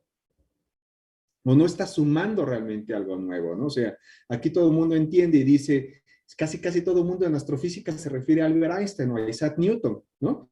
Y Stephen Hawking, pues fue uno de los únicos que en su momento medio que le logró dar una patada ahí a Einstein en relación a los agujeros negros, pero no fue algo nuevo. Einstein ya tenía una teoría en relación a eso. Y así pasa en medicina. O sea, no podemos derrocar a Hipócrates, porque Hipócrates prácticamente filosofó y abrió un panorama extremadamente amplio, ¿no? Entonces puede llegar cualquier otro y le puede decir bla, bla, bla, pero Sócrates, perdón, Hipócrates sentó las bases muy importantes, al igual que Vesalio. Vesalio hizo una disección precisa. ¿Quién me puede debatir en relación? A lo mejor puede encontrar que hay una minucia en relación a tal o cual articulación, derivado a que ahora nuestro sistema de, no sé, velocidad, lo que quieras, ha modificado la condición ABCD, pero no le puedes rebatir a Vesalio, ¿no? Ni le puedes rebatir a sus modelos anatómicos que en su momento hizo Pues veamos a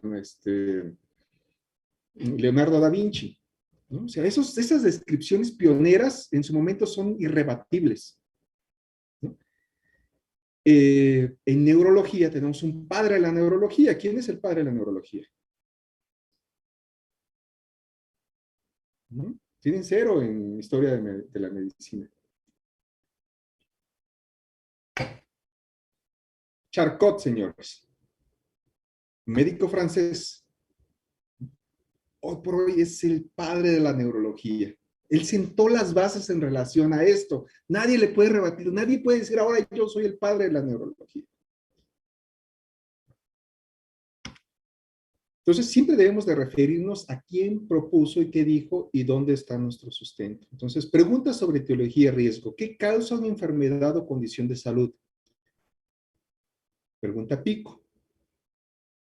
Bebés de madres fumadoras, fumar en el primer trimestre, no tenemos una situación contra qué comparar, incrementan el riesgo de problemas de neurodesarrollo. Pregunta, los bebés de madres que fuman durante el primer trimestre del embarazo tienen mayor riesgo de presentar problemas de neurodesarrollo. Les vuelvo a preguntar, ¿cuál es la respuesta?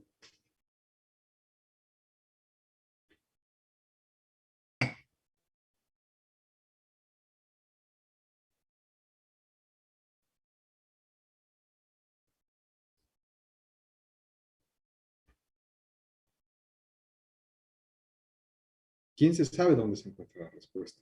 Vamos asumiendo, jalando información, pero no somos capaces en su momento de defender de acuerdo a tal. Es más, si leen, de repente, si leen por algún lado, incluso hasta los diarios ahora que están publicando cosas de divulgación científica y demás, inician un estudio realizado en la universidad tal, demuestra que tal cosa, ¿no? Es más, hasta la gente que hace periodismo ya se toma el atrevimiento de leer un artículo científico. Y comienza eso, no dice la persona, no cita como citamos nosotros, ¿no? De acuerdo a Arias Carrión 2019, la revista del año y todo este rollo, lo dice así tan sencillo. De acuerdo a un estudio realizado en la Universidad de Pensilvania, científicos demostraron que bla, bla, bla, ¿no? Hasta ellos referencian y no dicen yo, ¿no? Entonces, en medicina, lamentablemente, no es yo pienso, yo creo. Por eso utilicé el término creer, ¿no? Les dije, ¿qué creen ustedes? ¿No? Entonces, no es de creer, es de acuerdo a la mejor evidencia publicada. Y quiero que ese sea el mensaje precisamente de esta primera charla. A partir de este momento no acepto, pienso, creo, no me acuerdo. Es casi quiero que me saquen el artículo en ese momento y me digan de acuerdo a este. Y es la única forma que defendemos. Le echemos la culpa a alguien y decimos de acuerdo a tal. Y por lo eso pienso, propongo, digo, hago, ¿no? De que puede estar sucediendo esto. Tienen que darme, por eso es esta charla, no solamente es para hacer paja en su programa académico. No, señores, es muy importante y lo doy en este curso específicamente porque sé que carecen de ese tipo de información.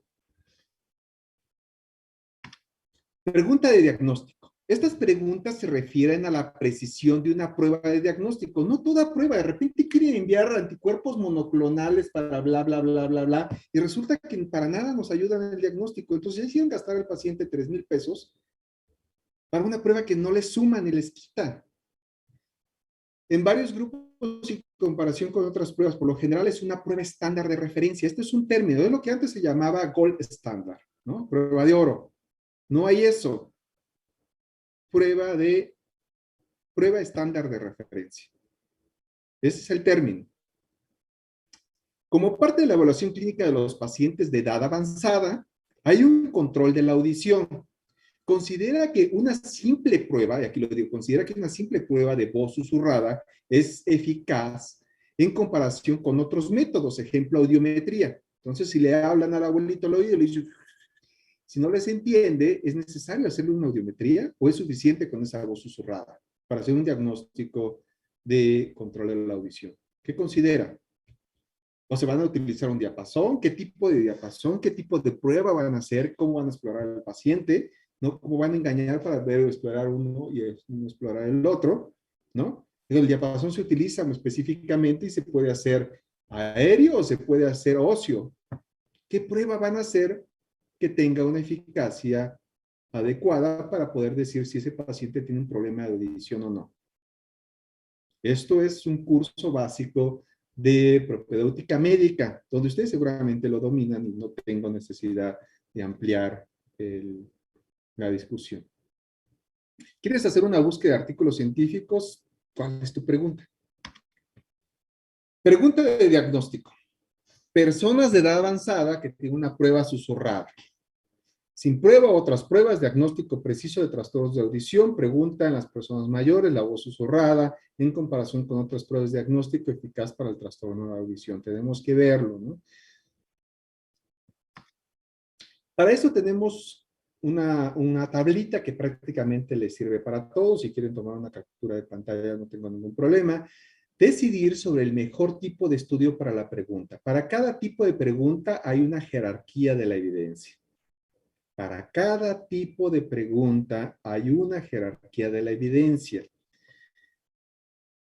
Para terapia o prevención, ¿qué debo hacer con este problema? Los ensayos controlados aleatorizados son mejores que uno de cohorte, control de casos o una serie de casos.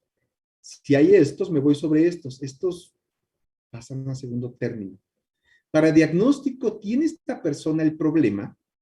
Los estudios transversales son los más importantes, más comparación cegada contra el estándar de referencia. Si tiene un estudio que dijo, comparo esta sustancia contra el fármaco que previamente era el estándar de referencia, esos son los mejores estudios. Si este nuevo fármaco en su momento dice, pero debe estar cegado, ninguno de los que intervinieron en el proceso de investigación deben de saber que se les dio. Entonces, este tipo de estudios son los mejores para la prueba de diagnóstico. Etiología o de daño. ¿Qué causa el problema? Etiología. Los ensayos controlados o autorizados son mejores que los de cohorte, contratación de casos, serie de casos. Si solo encuentran serie de casos y si tienen las posibilidades de ser un ensayo controlado, ustedes van a comenzar a hacer el mejor grado de evidencia. Esto es realmente la jerarquía de evidencia. Entonces, si tienen uno de cohorte, pero no hay un ECA, háganse el ECA. Si hay control de casos y pueden hacer uno de corte porque no tienen los recursos para hacer uno de ECA, pues hagan el de corte. Entonces es tratar de resolver más. La mayoría luego quiere reporte de casos, pero eso es prácticamente la menor evidencia publicada y prácticamente la mayoría la desecha. A menos de que lo sumes y todas las condiciones están iguales, ya pueden hacer un estudio mayor y eso puede ser una participación importante de ustedes. Si identifican que no hay nada de esto, pero hay una serie de casos y pueden cuadrar que esos casos entren como si fuese un ensayo corte y demás, y ustedes a través de diferentes aplicaciones puedan hacer en su momento un estudio, por lo menos de corte, con esa serie de casos, ustedes ya están incrementando la evidencia porque están juntando lo que muchos dijeron en diferentes partes del mundo y ahora ya pueden sumar toda esa evidencia. Y no es lo mismo 5 o 10 casos, ahora tener 5,000 casos. Pronóstico y predicción, lo seca, corte. Es mejor que el de corte, caso control y serie de casos. Esto es prácticamente como está de esta forma y lo vamos a ver en la siguiente diapositiva en una pirámide, la clase pirámide de la jerarquía de la evidencia. Entonces tenemos acá que para frecuencia y tasa tenemos qué tan común es el problema. Los estudios de corte son mejores que los estudios transversales. Y prácticamente aquí tenemos un resumen de los tipos de estudio que vamos a ver en un momento en relación a cómo vamos a diseñar nuestros estudios. Entonces, una nota aquí, una revisión sistemática, bien diseñada de ensayos controlados, aleatorizados, es mejor y es menos sesgada y por lo tanto más válida. Le estoy diciendo en este momento que una revisión sistemática hoy por hoy sigue siendo la mejor evidencia. Algunos dicen las revisiones de las revisiones sistemáticas, pero es como para hacer, como cuando ya se hizo una película y mucha gente está hablando sobre los comentarios que otros hicieron sobre esa película, ¿no? Entonces, se llaman estudios sombrilla o umbrella studies, ¿no? Cuando ya tienen 5 revisiones sistemáticas en diferentes tiempos, ahora esos expertos comienzan a ver la evidencia en relación a 5 revisiones sistemáticas a lo largo de un periodo de 1980 a 2020, buscan toda la información en esos, que resumen regularmente alrededor de 500 trabajos, y ahora ya sacan un consenso de algo que se ha trabajado a lo largo del tiempo. Esos son los estudios sombrilla, ¿no? Los umbrella studies. son los que en su momento se podrían considerar, pero es como haciendo el resumen de los resúmenes. El mejor estudio, por supuesto, para edición, siguen siendo las revisiones sistemáticas y es de los que más hay. No hay tantos como quisiéramos, pero es la mejor evidencia, ¿no? Si no los hay, es una oportunidad para hacerlo y en su momento posicionarse como líderes dentro de esa jerarquía de evidencia. Y es esto, jerarquía del diseño del estudio para la intervención, menos sesgado, más sesgado. Aquí era more bias, algo aquí en la traducción simplemente. Entonces tenemos que el ensayo controlado autorizado es experimental, es el que menos tiene. Un estudio de corte es de tipo observacional, un estudio de caso y controles es observacional, un reporte de casos, observaciones clínicas es observacional. Entonces, hoy por hoy el mejor estudio es el ECA, pero no cualquiera lo puede hacer, ¿no? Y no siempre existen los recursos en una institución para poder hacerlo. Diseñar un estudio de ECA implica conocimiento de muchas cosas, entonces no cualquiera lo puede hacer y para eso se necesita capacitar y por supuesto entrenar a las personas que en su momento van a desarrollar ese tipo de estudios. Se asigna la intervención al azar. Si fue al azar, al autorizado, eso sí es un ECA. Si en su momento el especialista decidió a quién darle el tratamiento de acuerdo a su experiencia clínica, hay un sesgo y esos estudios no nos sirven para nada. ¿Cuándo se determinaron los resultados? Al inicio, después del estudio, durante el estudio, antes del estudio. Se tiene que realizar antes del estudio, o sea, estudios de prospectiva, estudio transversal o estudios en retrospectiva, ¿no? Los estudios en retrospectiva, si se vio hasta después, pues bueno, en ocasiones no nos van a funcionar de nada, ¿no? De repente dicen, bueno, vamos a ver cuál nos funcionó mejor, la laparoscopía o la cirugía abierta en los pacientes que hemos operado por apendicitis del año 1980-2020. Y se ponen a revisarlo allá y seguramente habrá una situación de sesgo porque en su momento no se planeó y no se le autorizó a los pacientes para llevarlos a una condición. Seguramente hubo un sesgo muy grande porque el que pudo pagar la laparoscopía, que le costaba una la nota, pues entró ese grupo, pero el que no pudo pagarla, pues le hicieron cirugía abierta, ¿no? Y su tiempo de recuperación fue mayor, pero seguramente su pronóstico hubiese sido mejor si hubiera ido a la laparoscopía. Entonces, ahí tenemos mucho sesgo en relación a los estudios y eso también es algo que ustedes deben de aprender a reconocer. Las revisiones sistemáticas y metaanálisis son esto, tener una perspectiva del estudio 1, estudio 2, estudio 3, estudio 4, 5, 5, pero verlo con lupa, ¿no? Y para eso se necesita un nivel de expertise donde tú revisas, ves críticamente cómo estuvo diseñado el estudio y decides cuáles incluir. De 5,000 estudios decides incluir 5. Quiere decir que es como una especie de embudo donde hay muchos filtros y pasaste solamente a los estudios que reúnen el mejor rigor. El diseño del estudio fue bueno. Si lo hicieron chafísima, aunque haya costado una fortuna, sigue valiendo para nada ese estudio.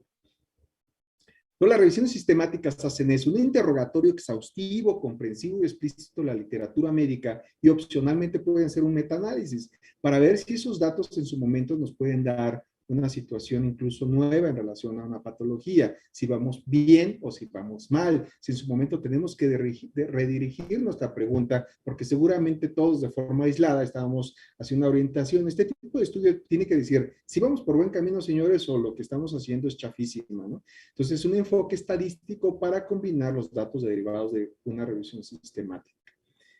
Un metaanálisis es parte de una revisión sistemática, no es algo diferente, pero hoy por hoy las revisiones sistemáticas siguen siendo lo mejor de lo mejor. Si tiene un metaanálisis adicional, eso implica un grado de conocimiento en estadística muy importante por parte del grupo que hizo la revisión sistemática y podemos referirlo como un grupo que tiene una expertise dentro de ese campo de conocimiento.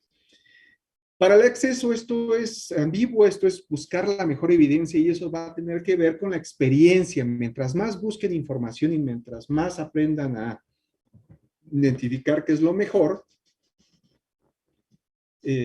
más experiencia van a ganar. Entonces, empieza por buscar el mejor recurso. Haga coincidir su pregunta con la mejor información médica para esta pregunta. Entonces, por ejemplo, las revisiones sistemáticas bien diseñadas pueden ser excelentes excelente lugar para comenzar, ya que tienen comentarios sobre la validez. Hoy por hoy, las mejores revisiones sistemáticas son las de Cochrane.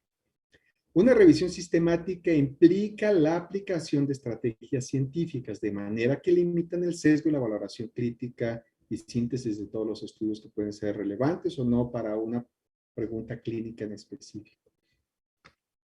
Y esto es la jerarquía de la evidencia. accede a la evidencia que le brinde la mejor evidencia, aunque parezca redundante. Y eso es el rastrear, es el track down. Vámonos de lo mejor evidencia hasta lo más bajo. Y lo más bajo después de este punto, yo realmente ya no consideraré lo demás. Yo considero una oportunidad de que si no existe, de poder realizar lo que sigue, ¿no? Entonces, por mejor evidencia, las mejores siguen siendo las revisiones sistemáticas de Cochrane. Vuelvo a decir, en ciencia no existe una situación absoluta.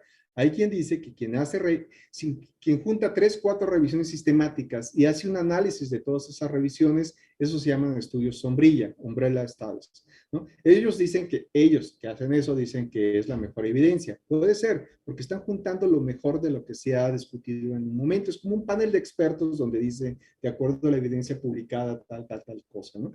Pero por lo que va mostrando esta evidencia es una revisión sistemática, específicamente Cochrane, que son dirigidas por expertos mundiales en diferentes países, porque cada país tiene una situación diferente. No es lo mismo hacer medicina en los Estados Unidos o en Alemania, hacerla en Cuba. Por ejemplo, otras systematic reviews de otras revistas siguen bien los criterios Prisma en su momento para poder hacer una revisión sistemática y el dato de metaanálisis, esto también puede ser, ¿no? O sea, se discrimina un poco, pero también en ocasiones esto es un principio de autoridad. Cochrane se ha posicionado como los líderes, pero revisiones sistemáticas se pueden publicar en otras revistas y pueden ser mejores incluso que las de Cochrane, ¿no? Es como si de repente dijéramos, participamos en una Fórmula 1, pero puede haber uno de Fórmula 2 que tenga un mejor motor y que le pueda ganar al Fórmula 1. Eso es invariable, así es en ciencia.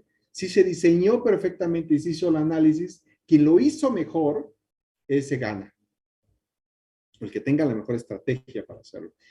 Las evidencias, las guidelines, lo que en México pues son las guías de práctica clínica, pero recuerden que las nuestras son de chocolate, no son evaluadas y no son desarrolladas por expertos en los diferentes países, ¿no? Regularmente las guías de práctica clínica en Estados Unidos o en la Comunidad Europea se publicaron en revistas de alto impacto regularmente bajo un rigor de revisión muy específico. En México se invita a un comité de expertos que hace la evaluación y hace la propuesta, pero regularmente se fusila la información que viene de otras partes del mundo y de repente dice, ¿cómo es posible que estén dando mejor evidencia un fármaco que cuesta 15 millones de dólares que ni siquiera está disponible en México? Después de eso vienen los ensayos controlados aleatorizados, por supuesto, los estudios de corte, y puede venir también algunas preguntas, investigación clínica, pueden venir otros tipos de literatura y demás que puede ser opiniones filtrada o no filtrada, los casos clínicos, las series, las guías de práctica clínica. Es diferente la guía de práctica clínica con la evidencia de las guías, ¿no? Entonces, estos son documentos que están posicionados, que corresponde a un experto que sí tiene la evidencia clínica, que han participado en los estudios. No es alguien que simplemente se leyó el artículo, sino tiene la experiencia clínica y ha desarrollado los estudios.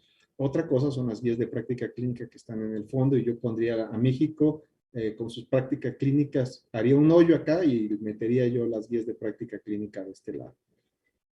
Información muy básica, que son los libros. Los libros nos permiten información. Qué bonito, acabo de adquirir mi última versión de edición del libro de Principles of Neuroscience de Ed Candel, que es premio Nobel. Me gusta, es mi libro de referencia siempre que tengo que preparar una clase, cosas así, para cosas muy, muy generales. Vamos a ver algunas imágenes en la parte de control de movimiento, pero sí, o sea, son guías, libros de texto y demás, en ocasiones escritos incluso por un premio Nobel, pero a pesar de que puedan hacer una revisión sistemática y demás, son documentos de referencia. Podemos decir que ya son obsoletos porque este libro incluso se publicó en el 2010 y lo que se conoce ahora en relación a neurociencia ha cambiado muchísimo. Es imposible estarlos actualizando todo el tiempo. Son de referencia, pero no son la mejor evidencia publicada. Entonces, más clínicamente relevante la parte superior, menos clínicamente relevante la parte inferior, ¿no? Si ustedes me dicen, de acuerdo al libro publicado en el 2002, me voy a reír, voy a decir, esto no nos sirve de nada, porque hay cosas más actuales en relación a la medicina, ¿no? Pero si me dicen el trabajo publicado por tal, en New England Journal of Medicine en 1998, establece que A, B, C, D, E, y hasta el momento ningún estudio ha sido capaz de rebatir esos resultados de este trabajo, voy a decir perfecto, o sea, no hay nadie que haya logrado superar, hacer un estudio mejor que ese publicado en 1998. ¿Por qué no obtener información solo de libros de texto y artículos de revisión? Libros y artículos de revisión. Primero, la fecha, en ocasiones pueden ser muchos años, a menudo está sesgado. El autor elige el artículo con el que está de acuerdo o ha escrito. El autor elige el artículo de sus amigos. El autor no identifica toda la literatura. Agarraron un libro y se agarraron 5 amigos o 10 amigos y le dice, tú te escribes este capítulo, tú este, y el otro se puso a escribir ahí sin el expertise y demás. Juntaron el libro y seguramente pagaron para que se publicara, pero es un artículo de chocolate, ¿no? O un libro de chocolate. Entonces, ustedes deben de aprender a identificar ese tipo de información que en ocasiones no da la mejor relevancia publicada. El autor no identifica toda la literatura relevante, eso es revisión sistemática, y los métodos de revisión no se aplicaron, que en su momento simplemente fue narrativo, pero no hicieron un análisis sesudo en relación a ese estudio, o no fueron críticos en relación a los resultados que esos estudios tienen, ¿no? Entonces, muchas veces las revisiones sistemáticas permiten decir que todo lo que se ha hecho es una basura y que es necesario comenzar desde cero. Estos recursos ayudan sobre todo a tu formación académica. Si eres estudiante, aprendes sobre la enfermedad y no en primer plano, responder preguntas clínicas específicamente para este paciente. Entonces, como parte de nuestra formación, sí, en su momento nos van a permitir pues conocer, y es importante que leamos. Si no tenemos el antecedente de BDC, pues difícilmente van a saber quién es el padre de la neurología. ¿Por qué no obtener información solo de las guías de práctica clínica en México? Acaba el piedrazo, pero pueden asegurar estándares de atención, pero pueden estar sesgadas, no siempre tienen el respaldo de expertos con experiencia, no siempre se basan en la evidencia. Puede funcionar para la mayoría de los pacientes, pero no para todos.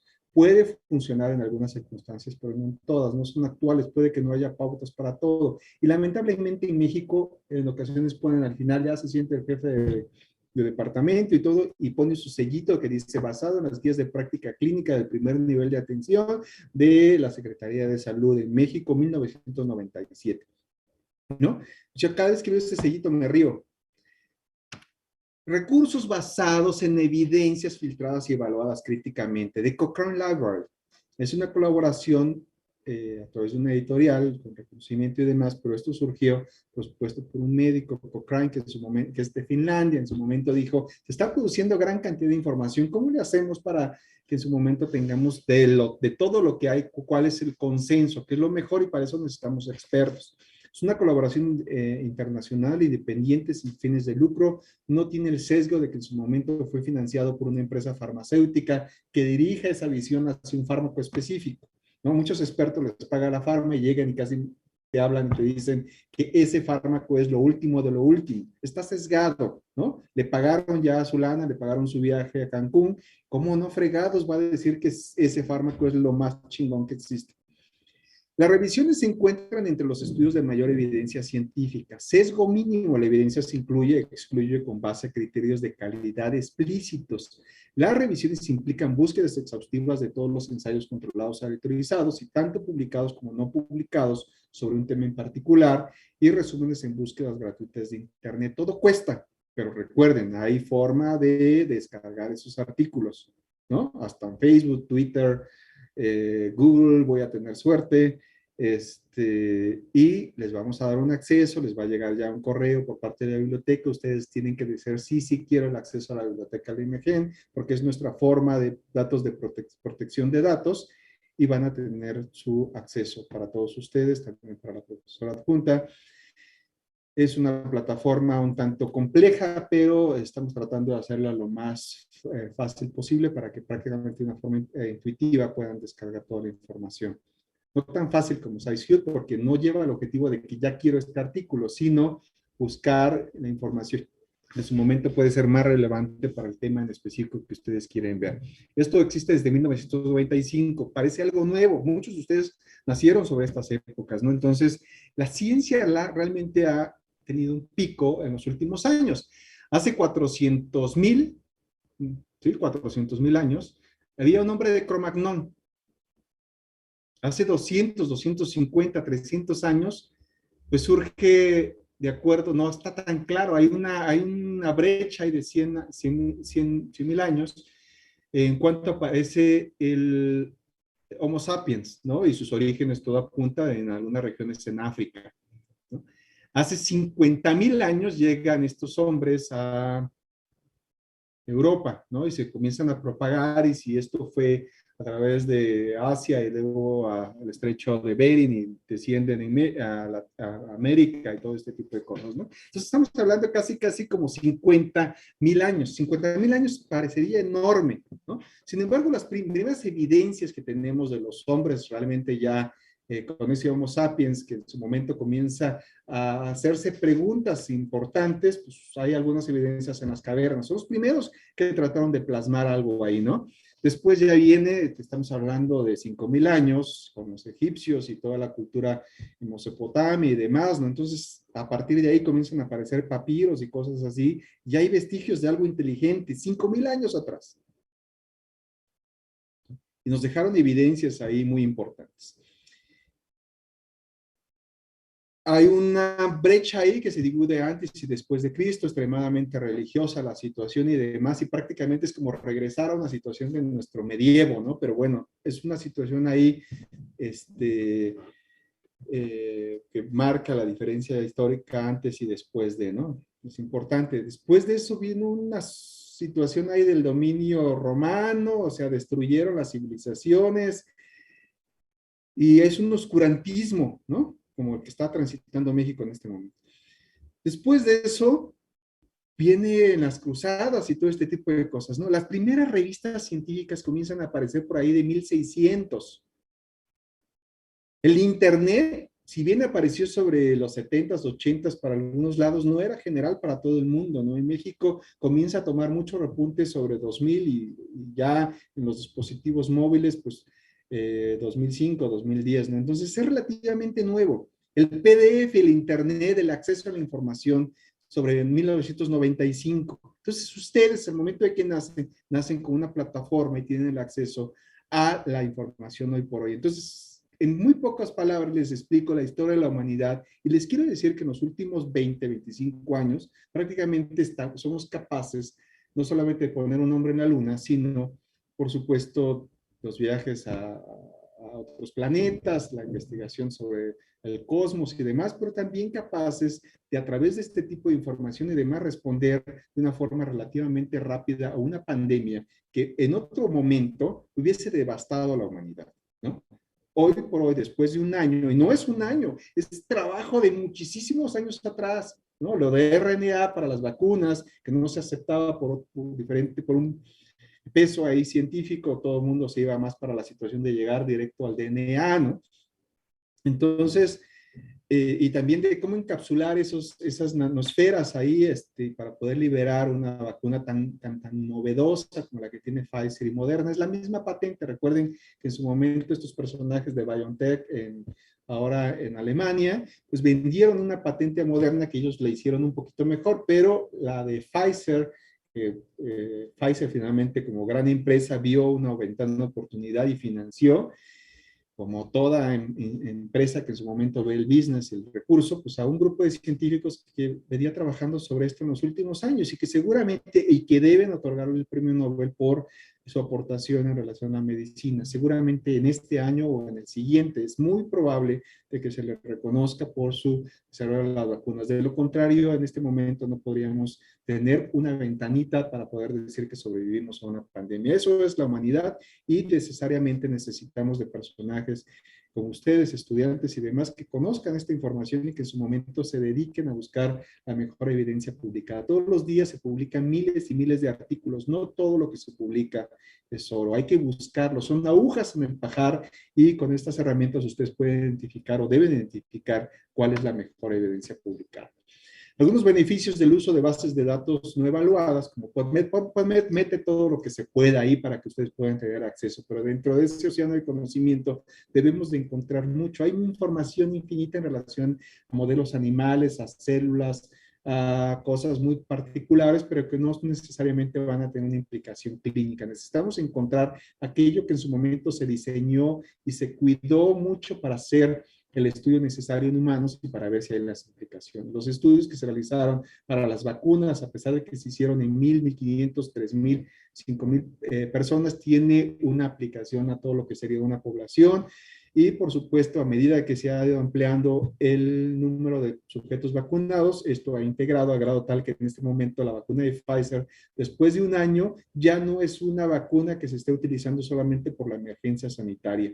Es una vacuna aprobada por la FDA y ha mostrado toda la evidencia científica suficiente en un periodo muy corto, con millones, millones de dólares, por supuesto, ha demostrado hoy por hoy que es la mejor vacuna que se ha desarrollado en toda la historia de la humanidad. Eso es ciencia, señores, ¿no? Y tenemos que hacerlo así, ¿no? O sea, alguien tiene que estar en la ventana y tiene que reportarlo. El momento que el médico en Wuhan describió que se estaba presentando algo parecido a SARS, como lo que se presentó en Mediterráneo sobre 2002, 2003, y que se logró detener porque ellos hicieron un cerco sanitario muy importante, él reportó que se estaba presentando algo así y murió, ¿no? Y solo lo sacó en redes y demás, pero él pudo reconocer como médico en su momento, que se estaba presentando una condición diferente, que no se estaba describiendo y que no seguía patrones parecidos a otro tipo de enfermedades respiratorias. Tuvo un bloqueo en situación de que por situaciones de comunismo en Italia, en China, trataron de bloquear toda esta información, pero tuvo que salir. Y comenzó a salir, se presentó el brote, por más que lo trataron de apagar y demás, ya era demasiado tarde porque ya muchos habían viajado, ya había personas que habían ido a Alemania, a Italia. Italia es una situación muy peculiar con personas que estaban haciendo alpinismo y demás. Entonces, inmediatamente ya había una propagación a diferentes puntos y Wuhan ya no era el foco, el epicentro de todo lo que estaba sucediendo. Ya había picos en Italia, en Alemania, y ya se estaba desplazando a España, irremediablemente llegó a México y por supuesto a Estados Unidos. Estados Unidos lo devastó a pesar de su gran sistema de salud, y a México no digamos, ¿no? O sea, lamentablemente los datos no son oficiales, al igual que como sucede en Estados Unidos, pero a Estados Unidos lo devastó. Sobre febrero, marzo, abril, las condiciones en abril en Estados Unidos eran devastadoras. En Nueva York, las condiciones de cómo estaban los pacientes, los muertos ahí en camiones de congelación y demás, o sea, fue una situación espectacular. Si no existiera una respuesta por la comunidad médica internacional y específicamente en los Estados Unidos y la comunidad europea, conjuntamente ya con esfuerzos a través de la OMS, conjuntamente con China y demás, pues se pudo desarrollar vacunas y algunos tratamientos que en su momento han paliado la situación ya adversa o severa de la enfermedad. Entonces, esto sucede así. Y como personal de salud deberemos estar preparados para responder este tipo de cosas. Si nos compete a nosotros, como formadores de nuevas generaciones, por supuesto, darles las herramientas para que puedan hacer todo este tipo de cosas. Cuando ya vemos esto, ya nos vamos a determinar si nuestros resultados fueron válidos. Principios de evaluación, investigación primaria y secundaria. ¿Cuáles fueron estos términos de pico? Si coincide mi pregunta, que también se hizo el estudio, si es parcial, qué significan los resultados, son relevantes o no relevantes. La Universidad de Oxford, siempre va a ser el centro de muchas cosas. Son las universidades que en su momento han sido pioneras y han hecho realmente que la medicina cambie el concepto clásico de enseñanza, ¿no? Entonces, ellos, la universidad tiene esta página que es la Clinical Appraise, y ellos, por supuesto, pueden, les voy a compartir acá para que tengan la liga.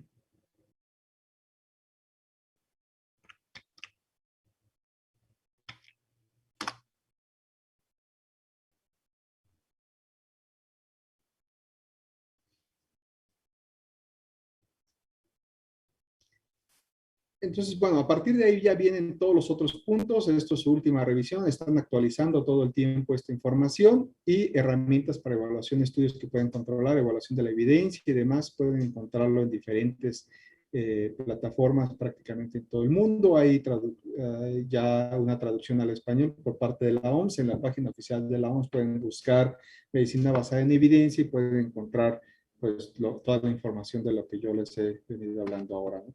Ahora ya aplicar, integra todos esos resultados con los estudios clínicos y el expertise de tus pacientes, ¿no? Con el valor del paciente. Entonces, algunas preguntas que vamos a hacer: ¿es factible la intervención en mi entorno? ¿Qué opciones hay disponibles? ¿Es mi paciente diferente a los del estudio? ¿No?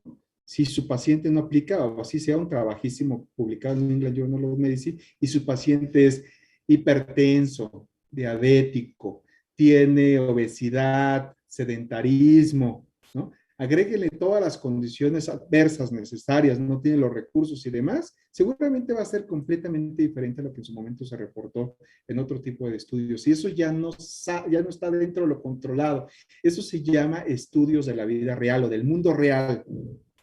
Y es una oportunidad de ustedes, o de reportar casos clínicos, de integrar todos esos casos y poder desarrollar nuevos estudios. No siempre las condiciones como fueron publicadas aplican a nuestra población, y lamentablemente muchas veces tenemos que hacer nuevamente el estudio. Cuando le dan un fármaco, es como si en ese momento estuvieran haciendo un nuevo estudio, porque lo previo no fue. Si ustedes lo analizan y lo ven en un momento como una ventana de oportunidad, les aseguro que aunque ustedes crean que no existen recursos para hacer investigación en México, lo pueden hacer, porque ahora van a describir cosas diferentes que no fueron en su momento identificadas con esa población. Al mismo tiempo, este tipo de recursos pues nos puede generar muchas cosas. Si no se piensa, por ejemplo, talidomida, en su momento nunca se pensó, se desarrolló para las personas con migraña, y cuando se hicieron los estudios nunca se pensó y no se incluyó a mujeres embarazadas.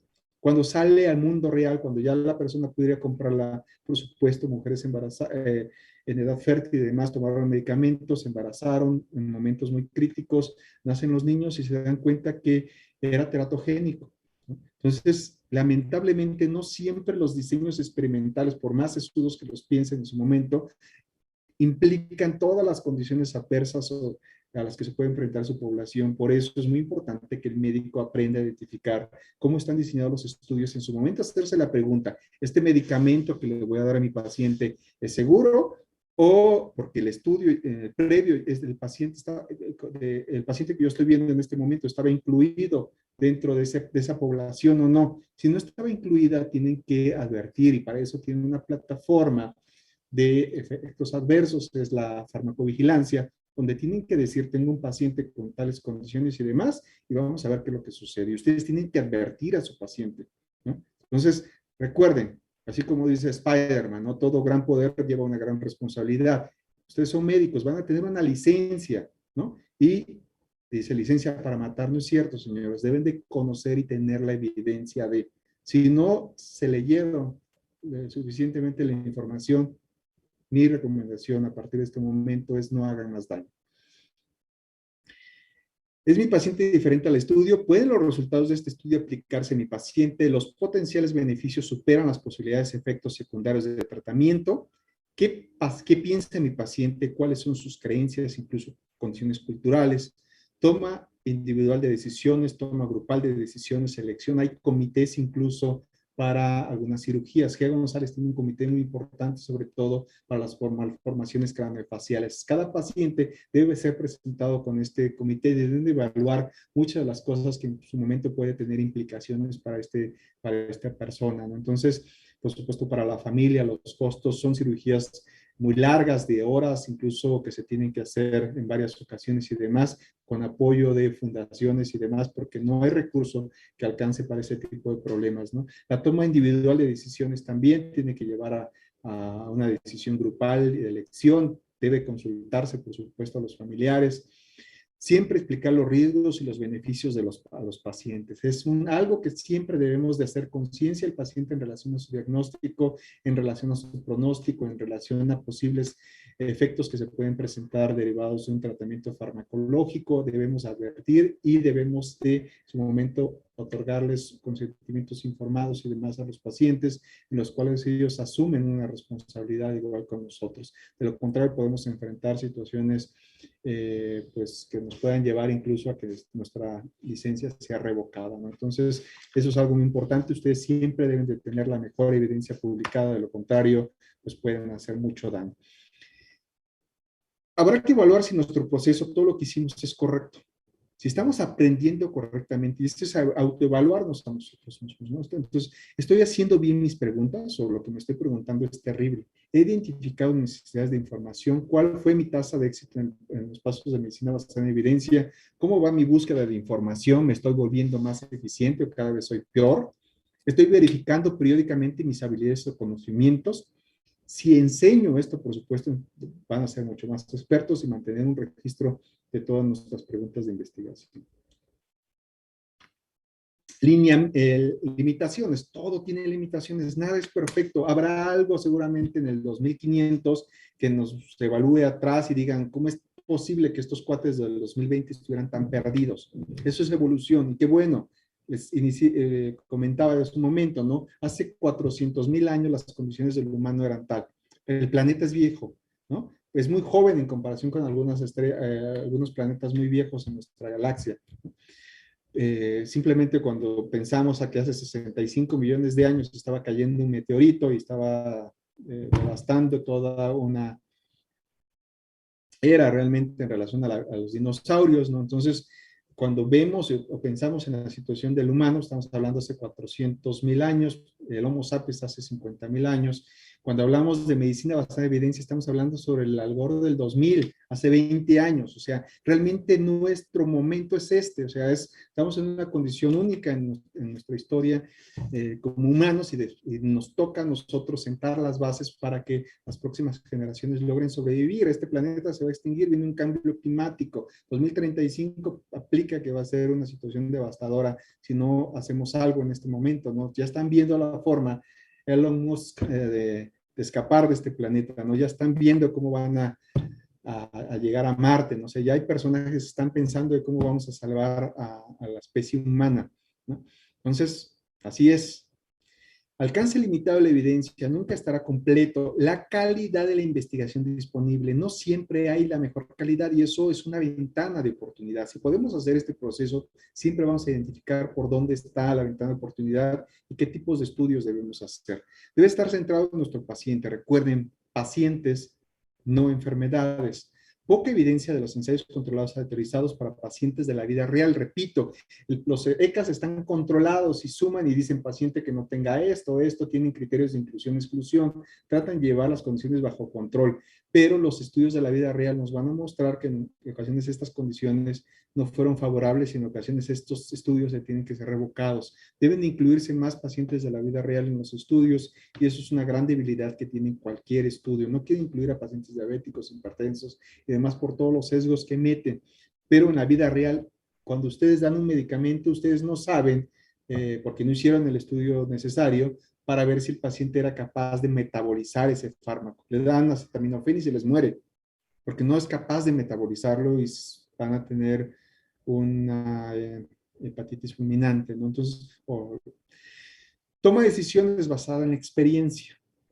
Esto es experiencia, necesitan ver pacientes. Un curso de neurología no se puede dar a través de una plataforma solamente, no se van a llevar el expertise deben de ver. Por eso mi invitación y separar al grupo así, juntarlo para la parte teórica y por la parte práctica y separando los martes y los jueves con la doctora Angélica para que puedan tener por lo menos una aproximación de lo que en su momento tienen que ver con el paciente, ¿no? Mi invitación para cuando las condiciones sean mejores.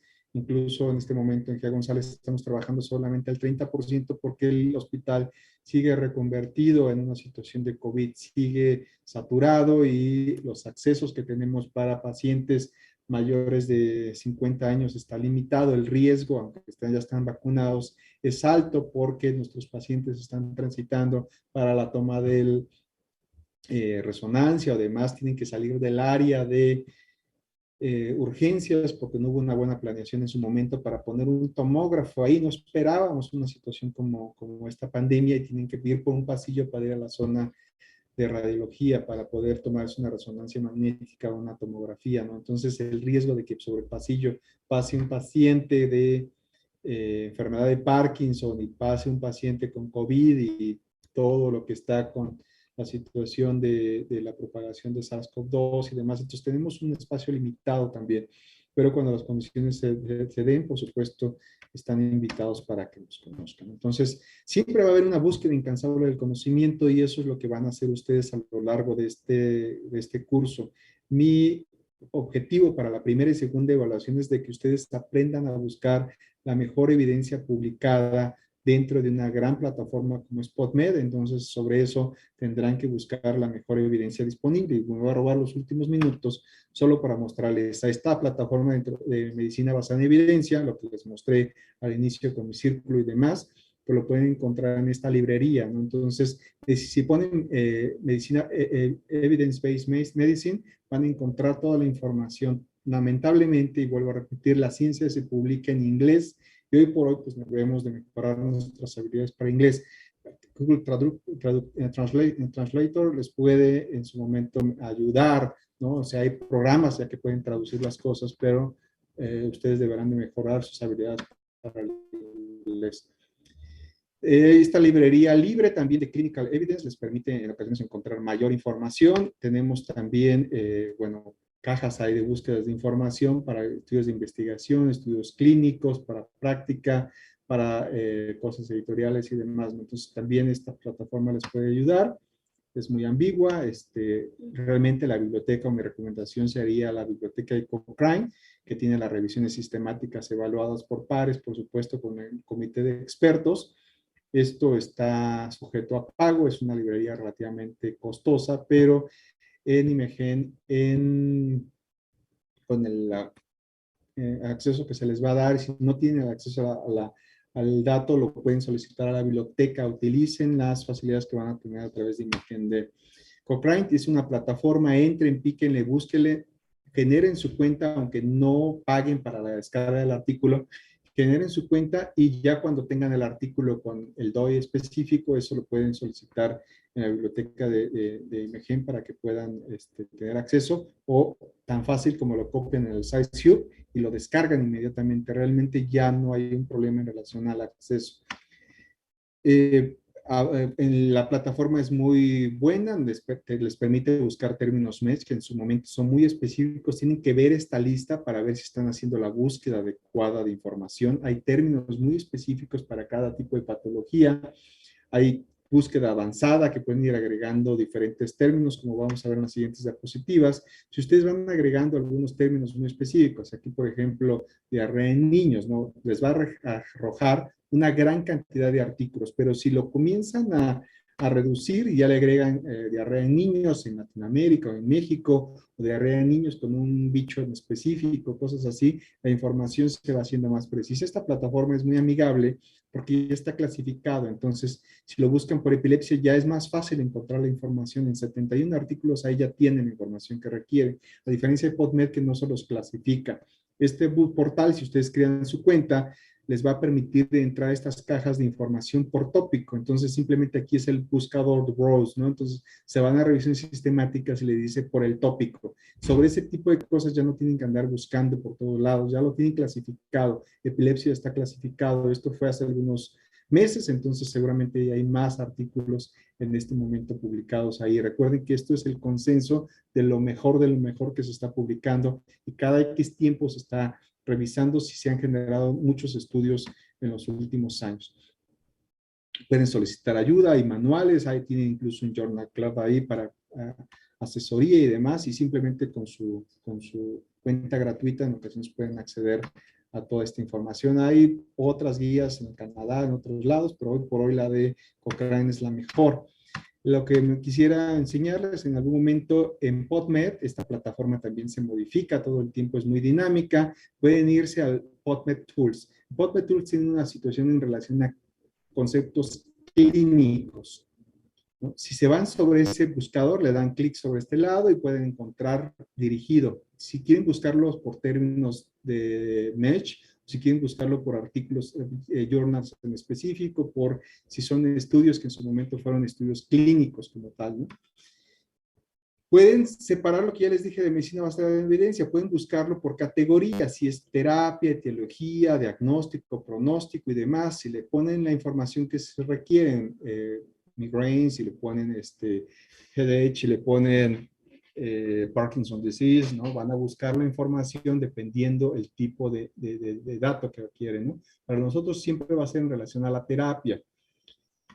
Entonces recuerden, si le ponen ahí type 2 diabetes and países en desarrollo, le pueden agregar and therapy o pueden agregarle alguna situación. Recuerden que tienen tratamiento farmacológico, tienen tratamiento quirúrgico, van generando los filtros y es como un embudo. Ustedes van buscando la información más adecuada. Entonces, si ya le dicen diabetes tipo 2 en países desarrollados, su terapia, y lo dicen que sea muy cerrado esta situación, pues les va a generar ahí una serie de estudios, 5, 10, 15, van a haber unos que están entre corchetes y esos seguramente están publicados en otro idioma que no es el inglés. Si es en español, pues seguramente no es la mejor evidencia publicada. Si es en chino, ruso, seguramente tampoco, ¿no? Entonces, se van a ver algunas situaciones aquí que son el trials, ¿no? Si van a ser Lancet, algunos estudios y vean también el año, ¿no? Traten de encontrar el año más reciente. Si no se han desarrollado, eso quiere decir que hay invasión del conocimiento, que es una oportunidad para poder hacer ese tipo de estudios. Si agregamos para términos Parkinson Disease on Therapy, ya van a buscar la información muy específica, enfocada al tema que nosotros vamos a realizar o para otra patología que en su momento vayamos a realizar. Entonces, cuando tienen eso, esta búsqueda les va a generar una cajita acá que les da los términos match. Si copian esta cajita, si crean una cuenta, pueden guardar esta información y cada vez que busquen vuelven a utilizar el mismo motor de búsqueda. Si no limitan y simplemente ponen Parkinson Disease, les van a aparecer 500,000 artículos, ¿no? Entonces, si ya le ponen Parkinson Disease and Therapy, ya con este filtro y demás van a generar esta cajita que pueden copiar y guardar para sus motores de búsqueda y ya les va a dar estudios más adecuados. Si le agregan además que quieren un estudio aleatorizado, randomizado, doble ciego y demás, lo van agregando acá y lo van limitando para que busquen solamente la información que ustedes quieren, ¿no? Si le agregan acá como revisiones sistemáticas, van a encontrar un número más pequeñito del estudio y esto les va a permitir en su momento identificar cuál es la mejor evidencia publicada. Estos son los filtros que les va a permitir hacer una búsqueda localizada y no tener que leerse 20,000 artículos para poder tomar una decisión clínica. Esto lo pueden hacer en consultorio, esto lo pueden hacer con su dispositivo móvil, pueden utilizar estrategias para descargar los artículos a través del acceso a una librería, biblioteca. Politécnico también tiene su biblioteca, entonces, pues, si no la tienen disponible, se van al SciHub y lo descargan, ¿no? Entonces, eso se trata en su momento de encontrar cuál es la mejor evidencia publicada. Pueden agregar información para metaanálisis, revisiones sistemáticas, son los filtros que van agregando y eso les va haciendo que su búsqueda sea más específica.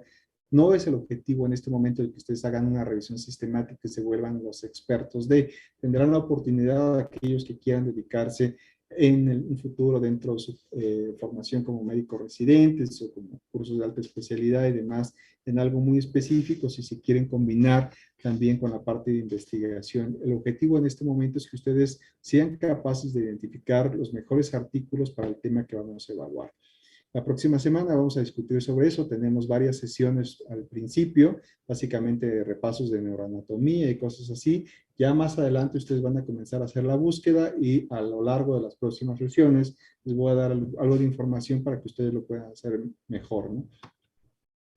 Estas son otras plataformas que en ocasiones son más prácticas para algunos médicos que ya están suscritos y que quieren recibir lo último de lo último, pero esto ya son bajo criterios muy específicos que no tienen, en este momento no es necesario ampliar. Considero que es más para una formación de médico residente.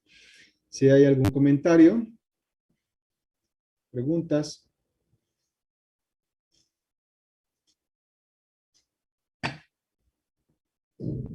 ¿No? No se preocupen, las próximas clases yo les voy mostrando las cosas. Vamos a comenzar con control de movimiento la próxima sesión.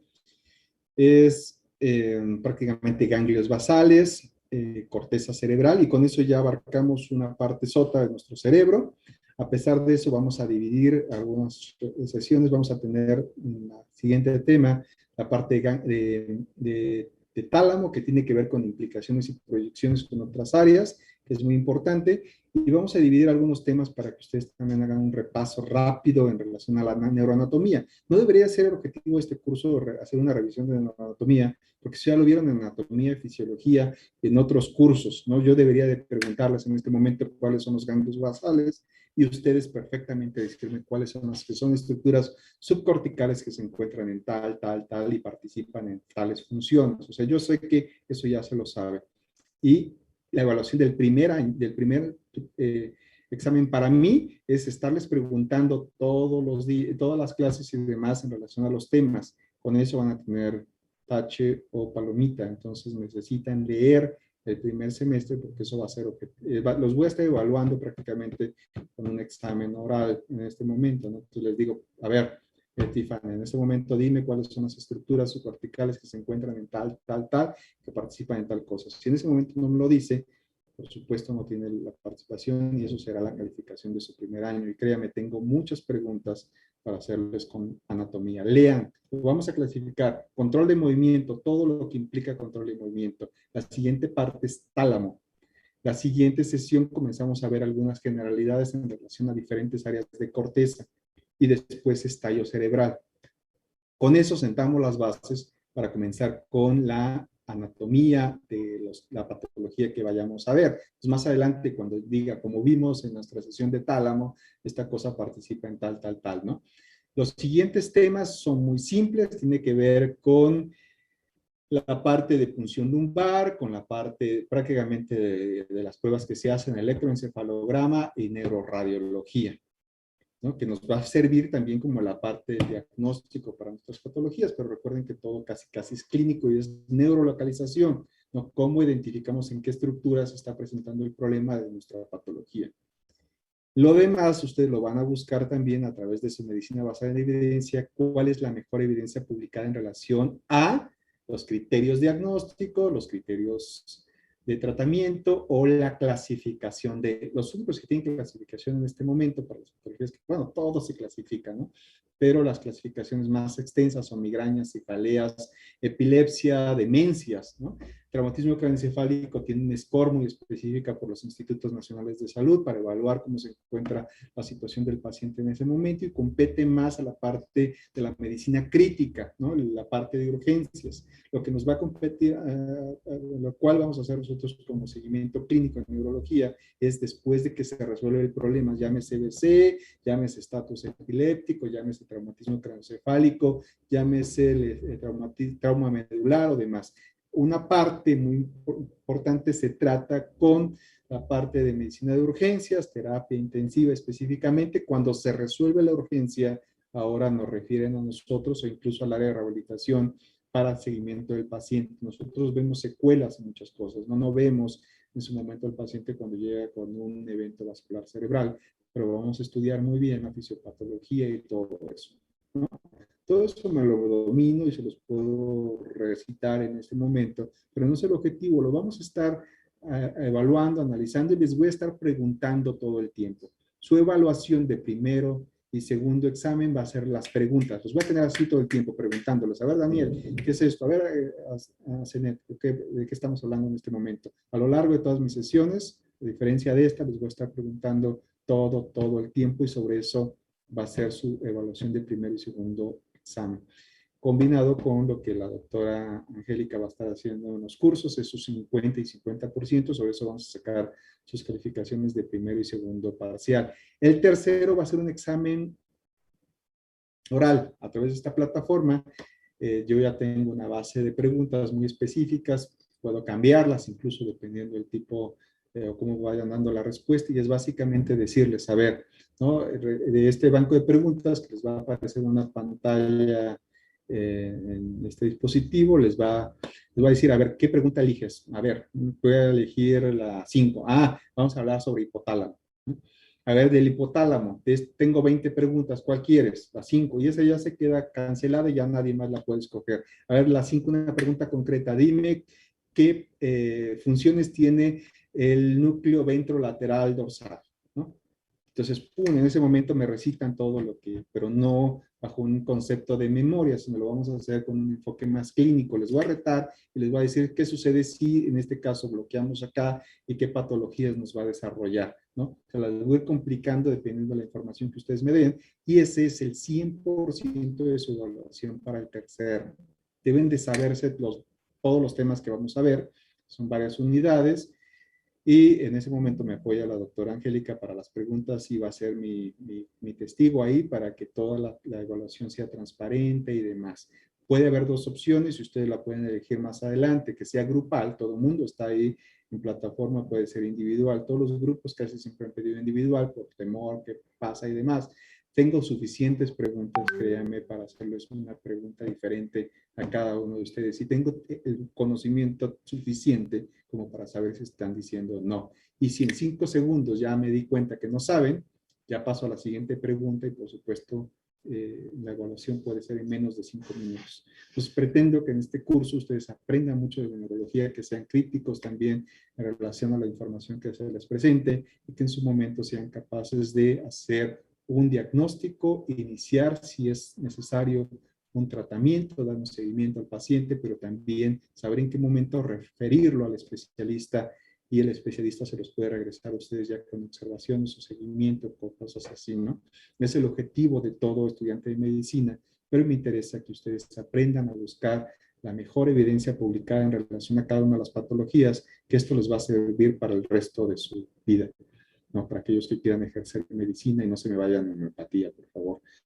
Entonces, nos vemos la siguiente sesión. Me tomé más minutos, fue presentación y teníamos un rezago, pero la próxima sesión iniciamos con control de movimiento, LEA, ganglios basales, por supuesto, lóbulo frontal, ¿no?